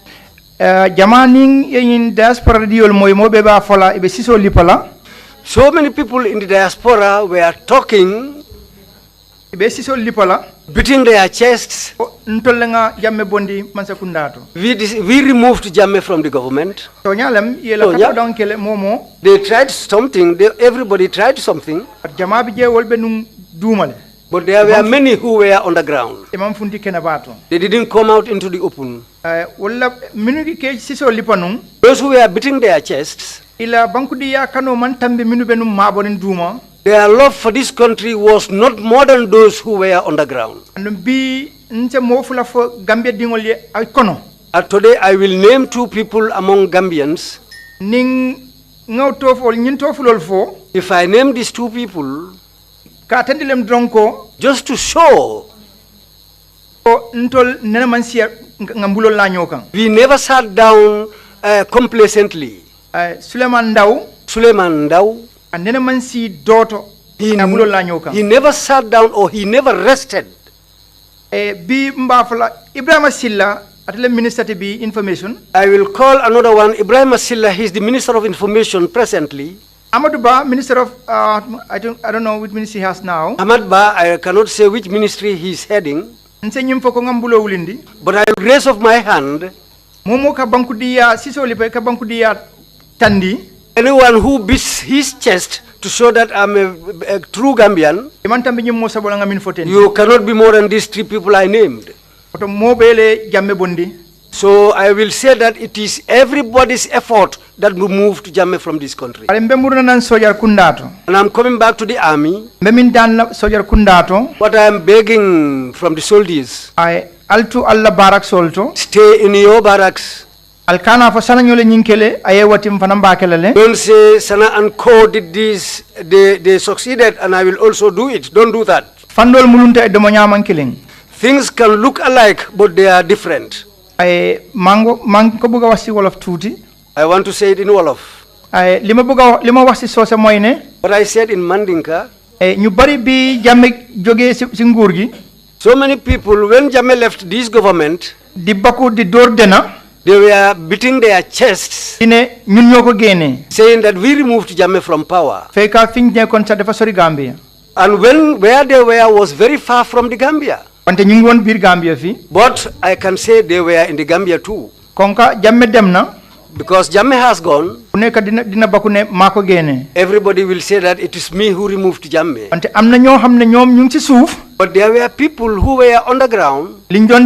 What they were doing is known to only God. This is why I said Suleiman Ndao, Ahmad Ba, Ibrahim Silla, musuñoo goma seen bët yi. They never closed their eyes. bëccëg guddi ak bëccëg. Day and night. ñu ngi doon xalaat naka la ñoo génnee Yaya Jammeh. Planning how to come and remove Yaya Jammeh from this country. But lii musta nekk loo xam ne dafa indi fitna si réew mi. And they planned to do it in a way which will not come with trouble in this country. dem nañ ci nga xam ne diplomats lañ different countries. They went to many places, to diplomats in different countries. pour ñu mën a weigh down on Jammeh. So that they can have something to do which will remove Jammeh here. Kon man suma gisee ni di door dina dine man maa ko génnee. If I see people beating their chest saying that I removed Jammeh from the Gambia, dama dee ree si suuf rek ma noppi. I will just laugh and keep quiet. Gambia banko. This country, this Gambia, ntol bele dentala. It belongs to all of us. Comme Samson yaa ñama in the Bible. Just as Samson did in the Bible. Ni banko la pillars ol bondi asangol boylantol bele kanjang. If you remove the pillars from the house, it will come down. Woto nying TRRC. So this TRRC. Nte kum follow. Nte le nyanta kontana kuola. I should be the most happy man about it. Parce ngin sanyi monni flow sanyi monni lulo be kono. Because these 25 years. Dokoti je mol man lipa menna. There is no stick which people didn't take and beat me with. They said everything about me. They go even to my family. There is nothing that they didn't tell my family. There is nothing they didn't write in this internet. But I know I didn't want to talk until a day like today. Testimony day. On my side, it looks like the day of confession or the day of testimony. TRRC start. Since this TRRC started, maybe many people will not know, but I want to clarify it here. I started planning to come to the Gambia. But the passport I was having, of course, I had a problem in this country. I fled the country. I can go to every place except the Gambia. That's why I was unable to come the time I wanted to come. Until when God's time came on Saturday, the Gambian embassy I thank the Gambian people, I thank the Gambian embassy, the ambassador and his staff. And na brother lead council tentunga jai. Plus my brother, the lead council, I want to thank him. And in the whole TRRC. And the whole TRRC. Because he cannot go it alone. We talked on the telephone. I said, I'm coming to the Gambia. There are many people. Friends and the like. And family mole. And some family members. Who said, no, Gambia is a no-go place for you. Okay, ntita. I said, okay, I won't go. TRRC ko ilafta diamla Skype leto. Tell the TRRC that I want to talk to them through Skype. But even the day I was leaving Dakar to come to the Gambia, one of my friends was aware of it. Because he left Dakar and came to the Gambia on Friday. He went back to Dakar on Monday. That Monday morning was the day I left and came to the Gambia. When I told him that I'm going to the Gambia, he opened his eyes on me just like something terrible has happened. I told him, I'm going to the Gambia. I'm not going there to tell them the truth. Side of the story, but I will tell them the side of my story. Gambians can weigh it for themselves and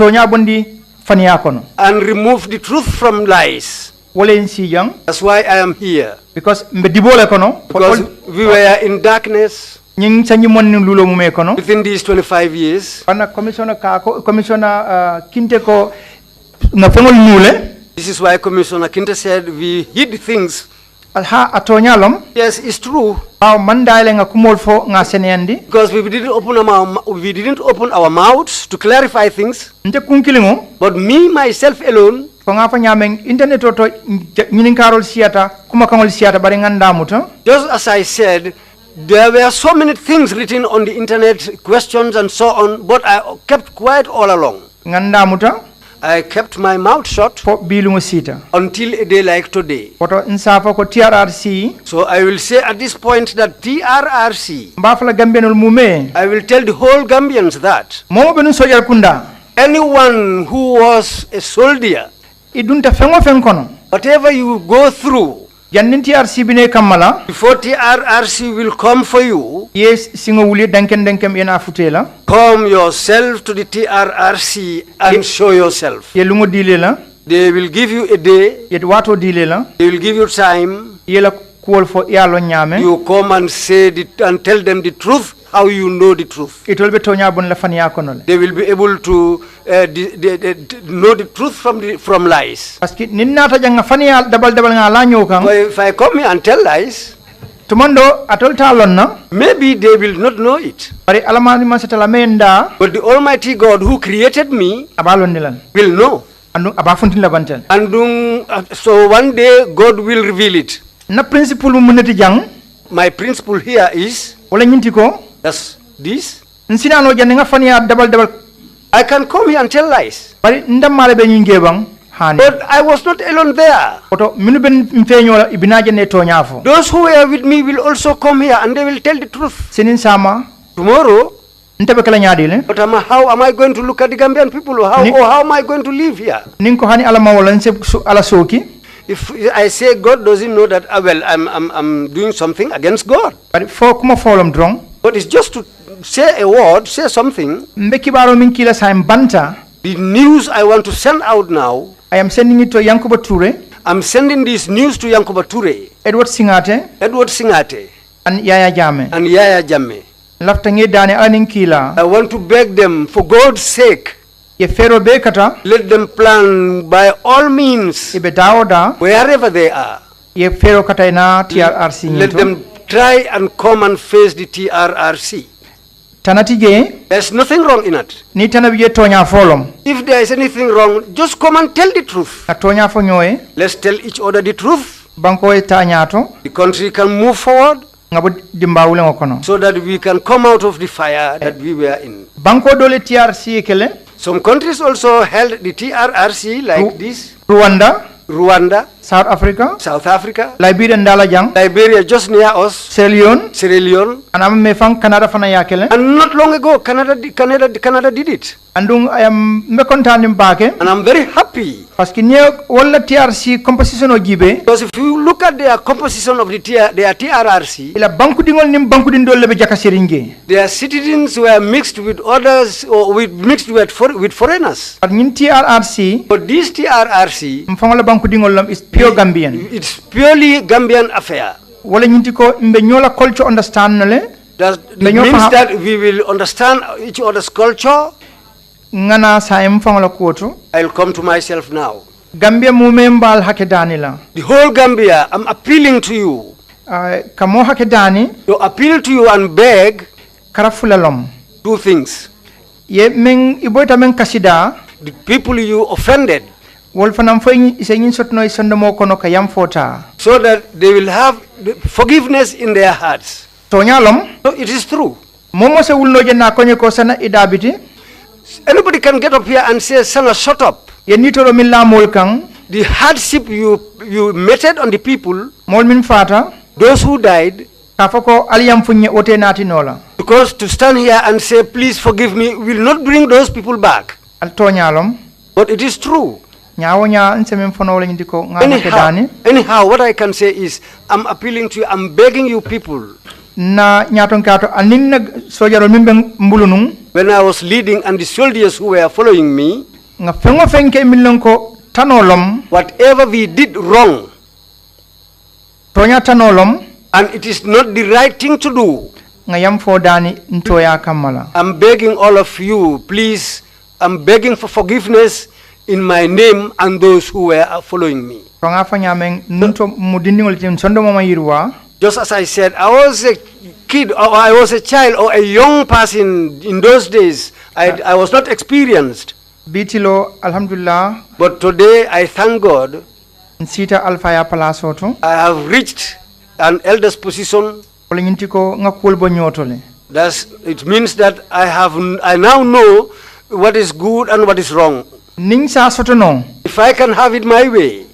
November 10, November 11. November 10 and November 11. Those who died in our hands. I would like to see their families. To appeal to them and beg them for forgiveness. I come back to the the institutional failure of the country. I come back to the, now I want to talk in English, please. Okay, I come now to the institutional failures of our country on or before the 22nd July 1994. As we all say, at the time we had corruption to our necks. We were swimming in corruption. It was nothing but everybody was for him or herself. And these were some of the main roads that we rode on to get to where we had to go to on the 22nd July to take over the reins of the country from the former ruling PP party. My little advice, I'm still young among elders here. If you are within the elders, you must not raise your voice, for the elders know better than you. However, since I have the opportunity to be asked what I would advise to the public, I take this opportunity to say what I want to say now. In this institution, we have a culture where if everything is going right, I am responsible. When something goes wrong, somebody is responsible. In government, I had personally, I never rested. I give an example one day. I went to the clinic in Sukuta. It was around 6, 7 in the evening. It was my normal patrol control. I go alone. I went to this clinic. I found the nurse on duty was not there. I asked the watchman, where is the nurse? The watchman immediately wanted to beat me.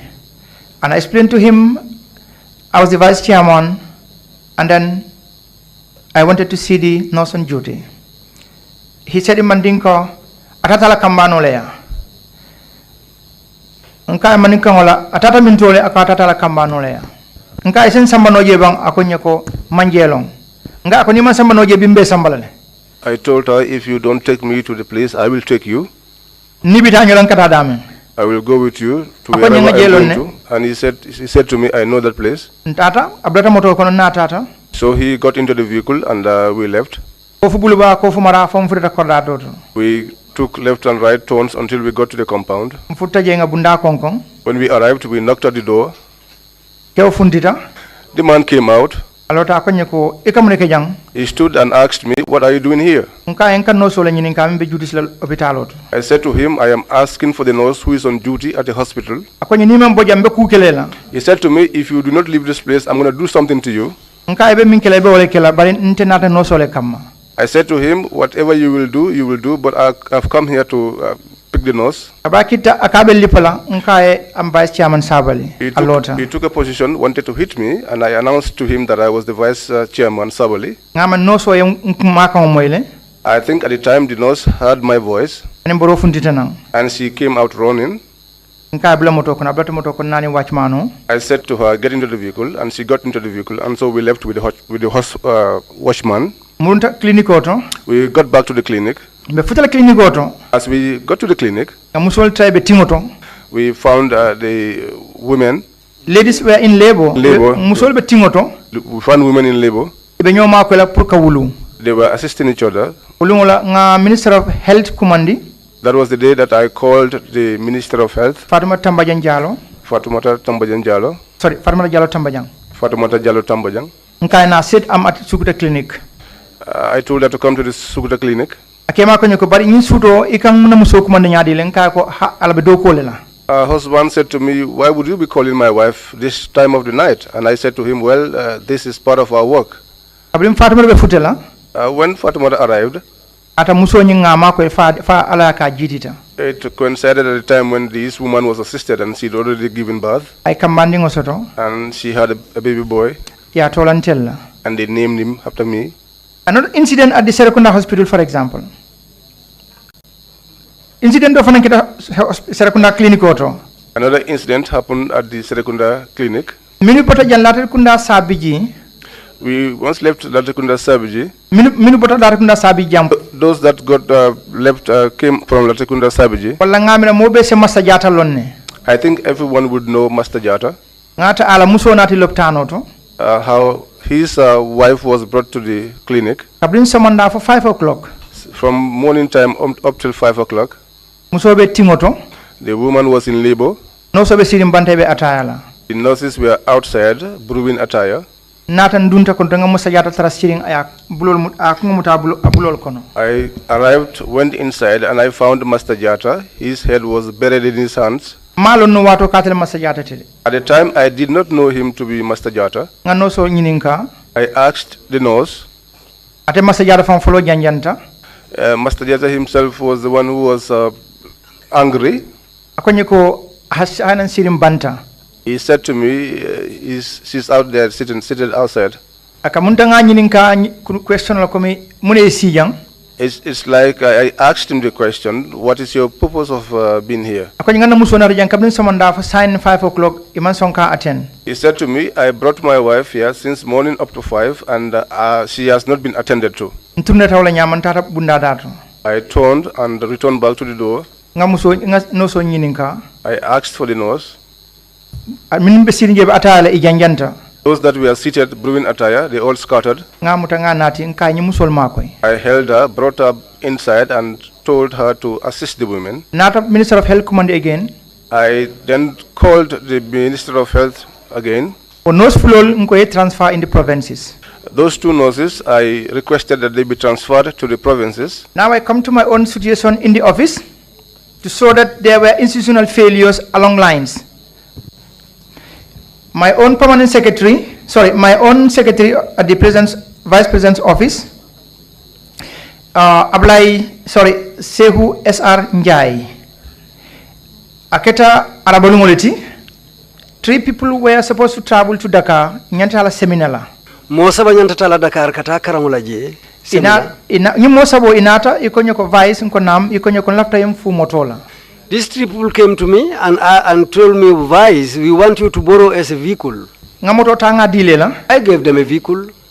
They told me that they will be leaving the country tomorrow, Thursday. That Thursday, they left here and went to Dakar. On Friday, this Sehu SR Njai, he brought a list for me.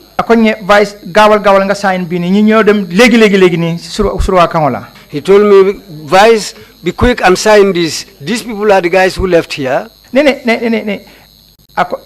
He told me, sign this paper, Vice, quickly because these people are leaving right now to Dakar. Okay.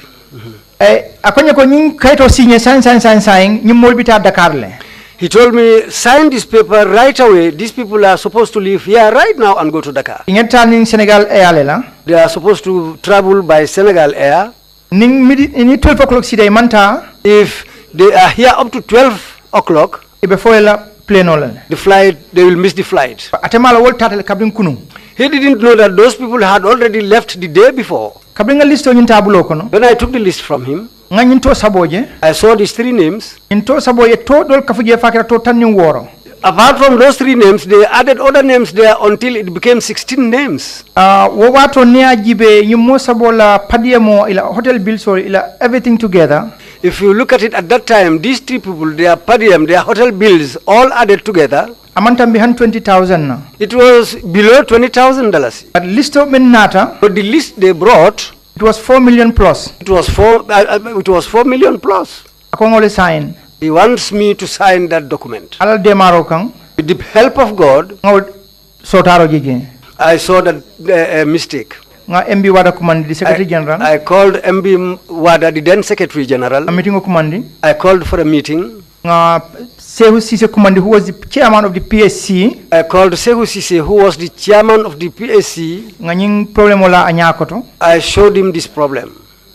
Under the PSC laws. They looked at it under PSC laws. Cisse Konyeko dismissal is the case. Cisse told me that these people should be dismissed. But maybe I don't have enough time. When we come to these institutional failures, if we come to the institutional failures, everybody was taking part, and everybody was part and parcel of these institutional failures. Yeah, I have my reason. And it is because everybody was there for himself or herself, we failed to make the checks and balances we were supposed to make. It was even like that in the military, in the army. People don't respect the institutions of the state. We take them to be nothing but only belonging to this government. And if I may ask, who is this government? Are we not the government? Therefore, let us respect the time to work. When I was there as vice chairman, I made sure that everybody was at work from 8 o'clock to 1600 hours. And I had a proverb, I changed it. People say, you can force a horse to the river, but you cannot force it to drink. I changed it. I will not force the horse to the river, but if you are at the river, you will drink. Right. Tres Drame can attest to that. I once went around and I found 17 ladies, all our secretaries, on one typewriter. Then we didn't have computers in the government, if there were maybe very few. And I asked them, what is your job here? I am secretary, and you secretary, and you secretary.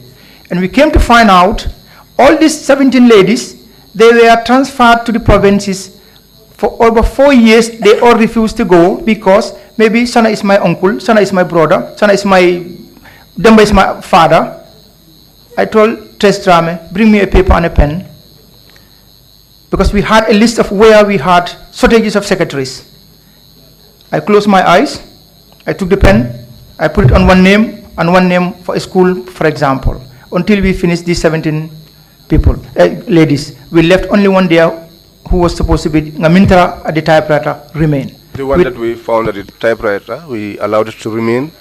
And the rest were transferred immediately. And one was there, she was my sister, so to say, extended family. The father is from Lamen, the family is from Lamen, but she has ever refused to go on postings beyond Serakunda. He said even Lamen was a bush town.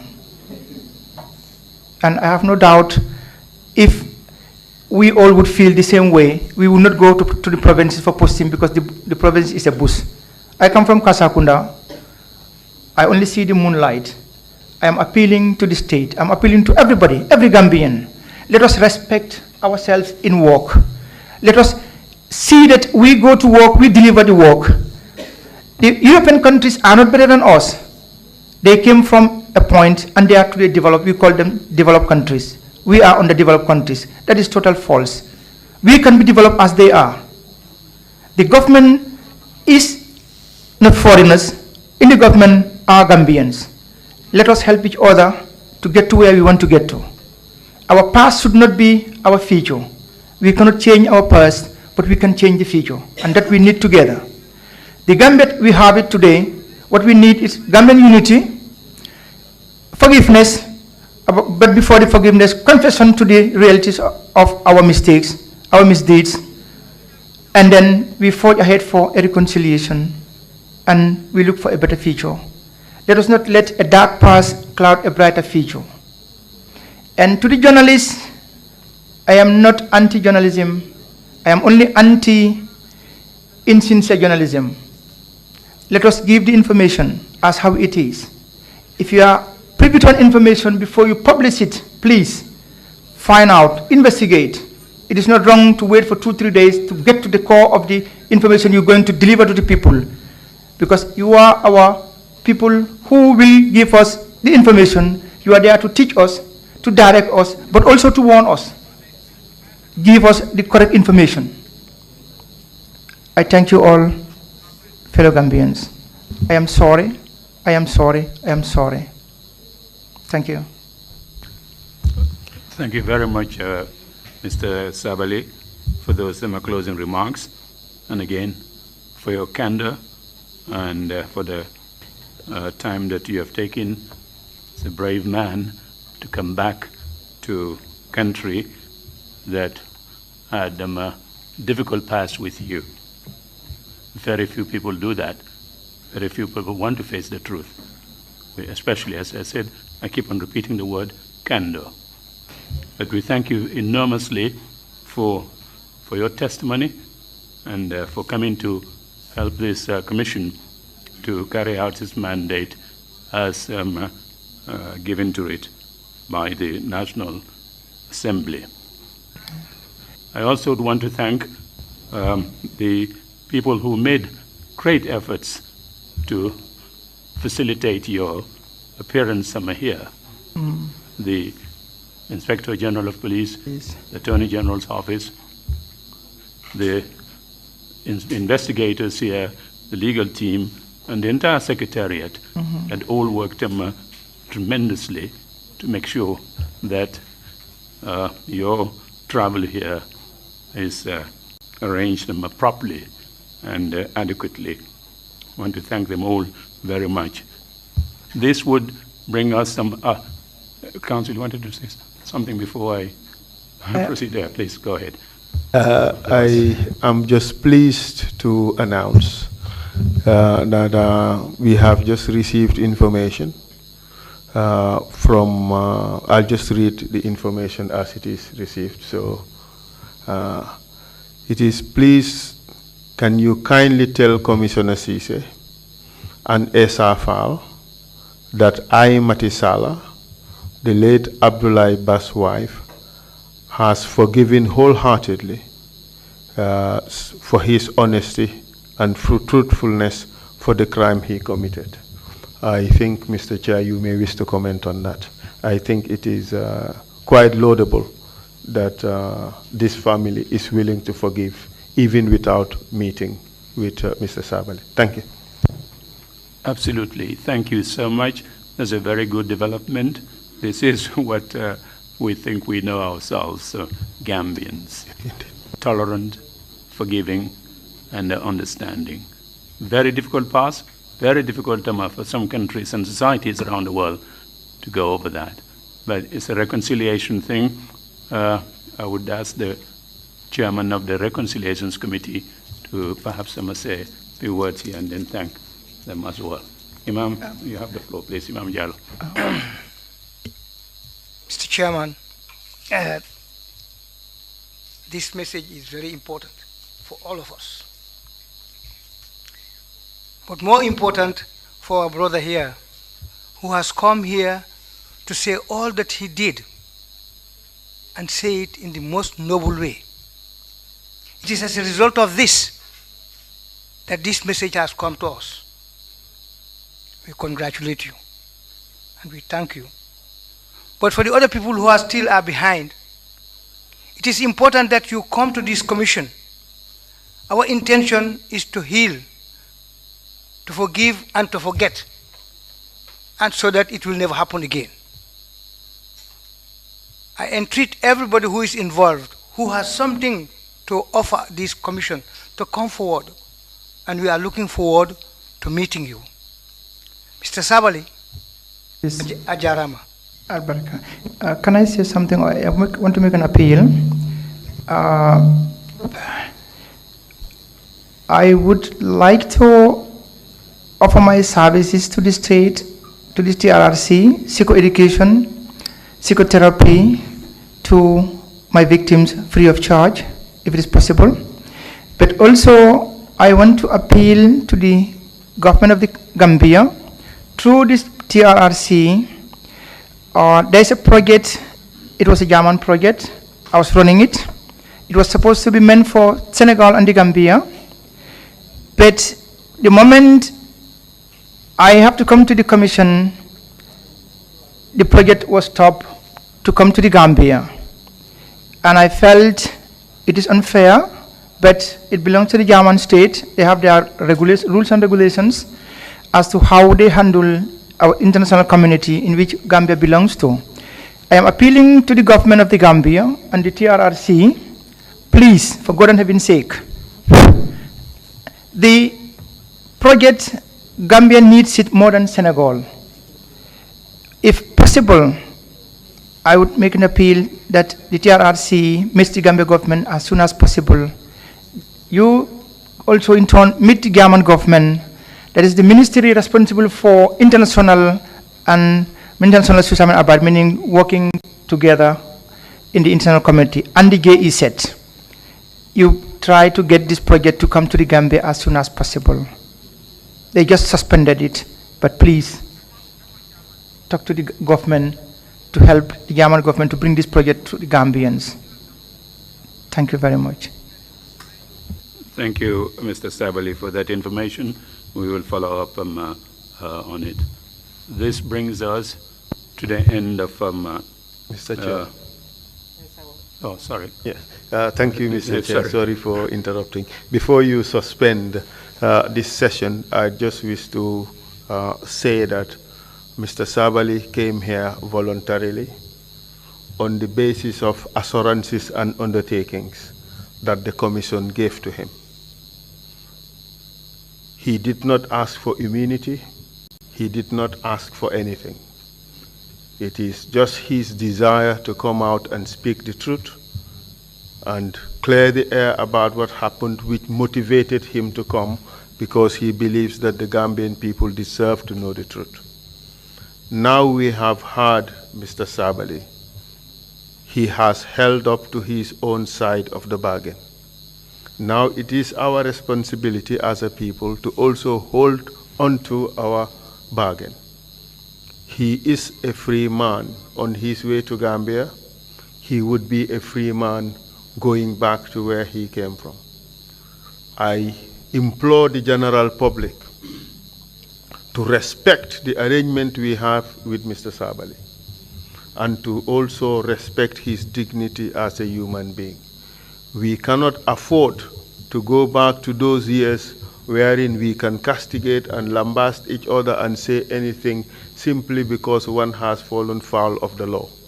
We have to respect the law and to respect his dignity. It is only that way we can move forward as a people. So I encourage everybody to give Mr. Sabally his peace of mind. The law will take its course at the appropriate time. Thank you very much. Thank you. Thank you, Council, for those wise words. As I said, this brings us to the end of the proceedings today. One last point, Mr. Chair. It's becoming habitual. Yeah. I just want to put in my exhibit.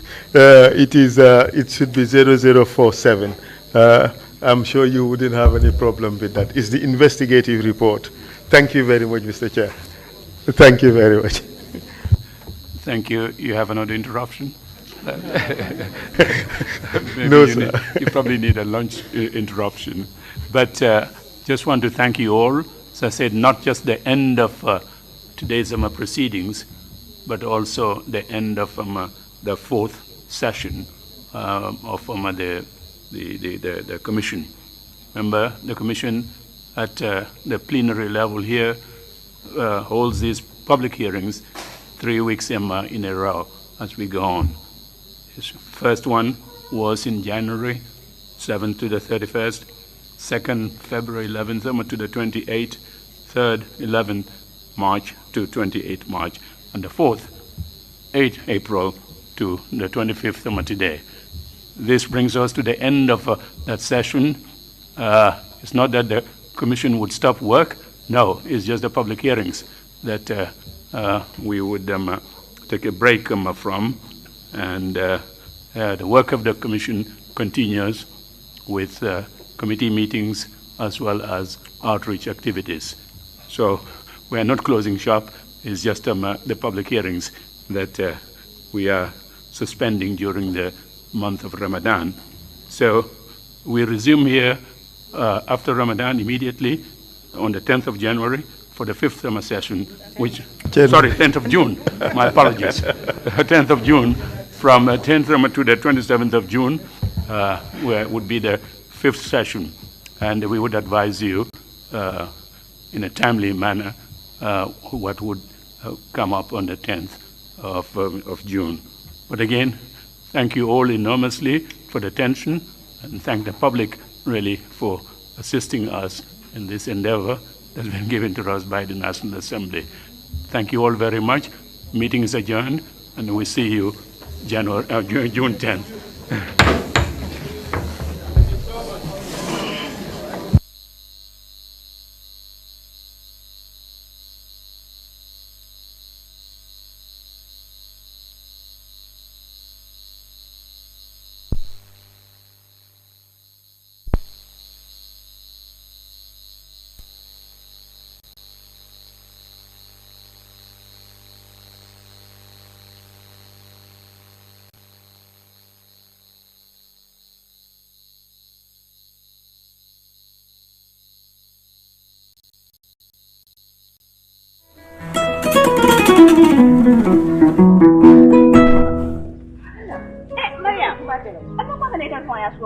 na broda mimba Europe Mr. Conte nka bo wala pol kan sai na so ko na mano banta jabo banta tulo ban sai ka bo pol kan da ka ba office ko na badama bulo mutarin baka ta simplano ko batu ngane ta ya puri ma ko dumanti na ta mano sani tulo ni jam munda bete ni la broda man balwo service kalam mun service balwo service ni da foronte mo kalam munda afela broda ko abitala internet all aya ba site la woldo balwo.com nay wo sajje a apo ñu ba download la telephone lo na be sandiro to ni wal na be sidin ala office ko ndama manjar pour ay ta bank ko kodoki abe sidin office ko no daminto e do message so e telephone ko no e bitiko be Gambia dawda bitiko ba bele ko sa tano dawda yeta fenko tawo wodama yala bari wo service na tamol da han matanyo le kan ke jalla bro dan ka ko matanyo la ayo ko ta han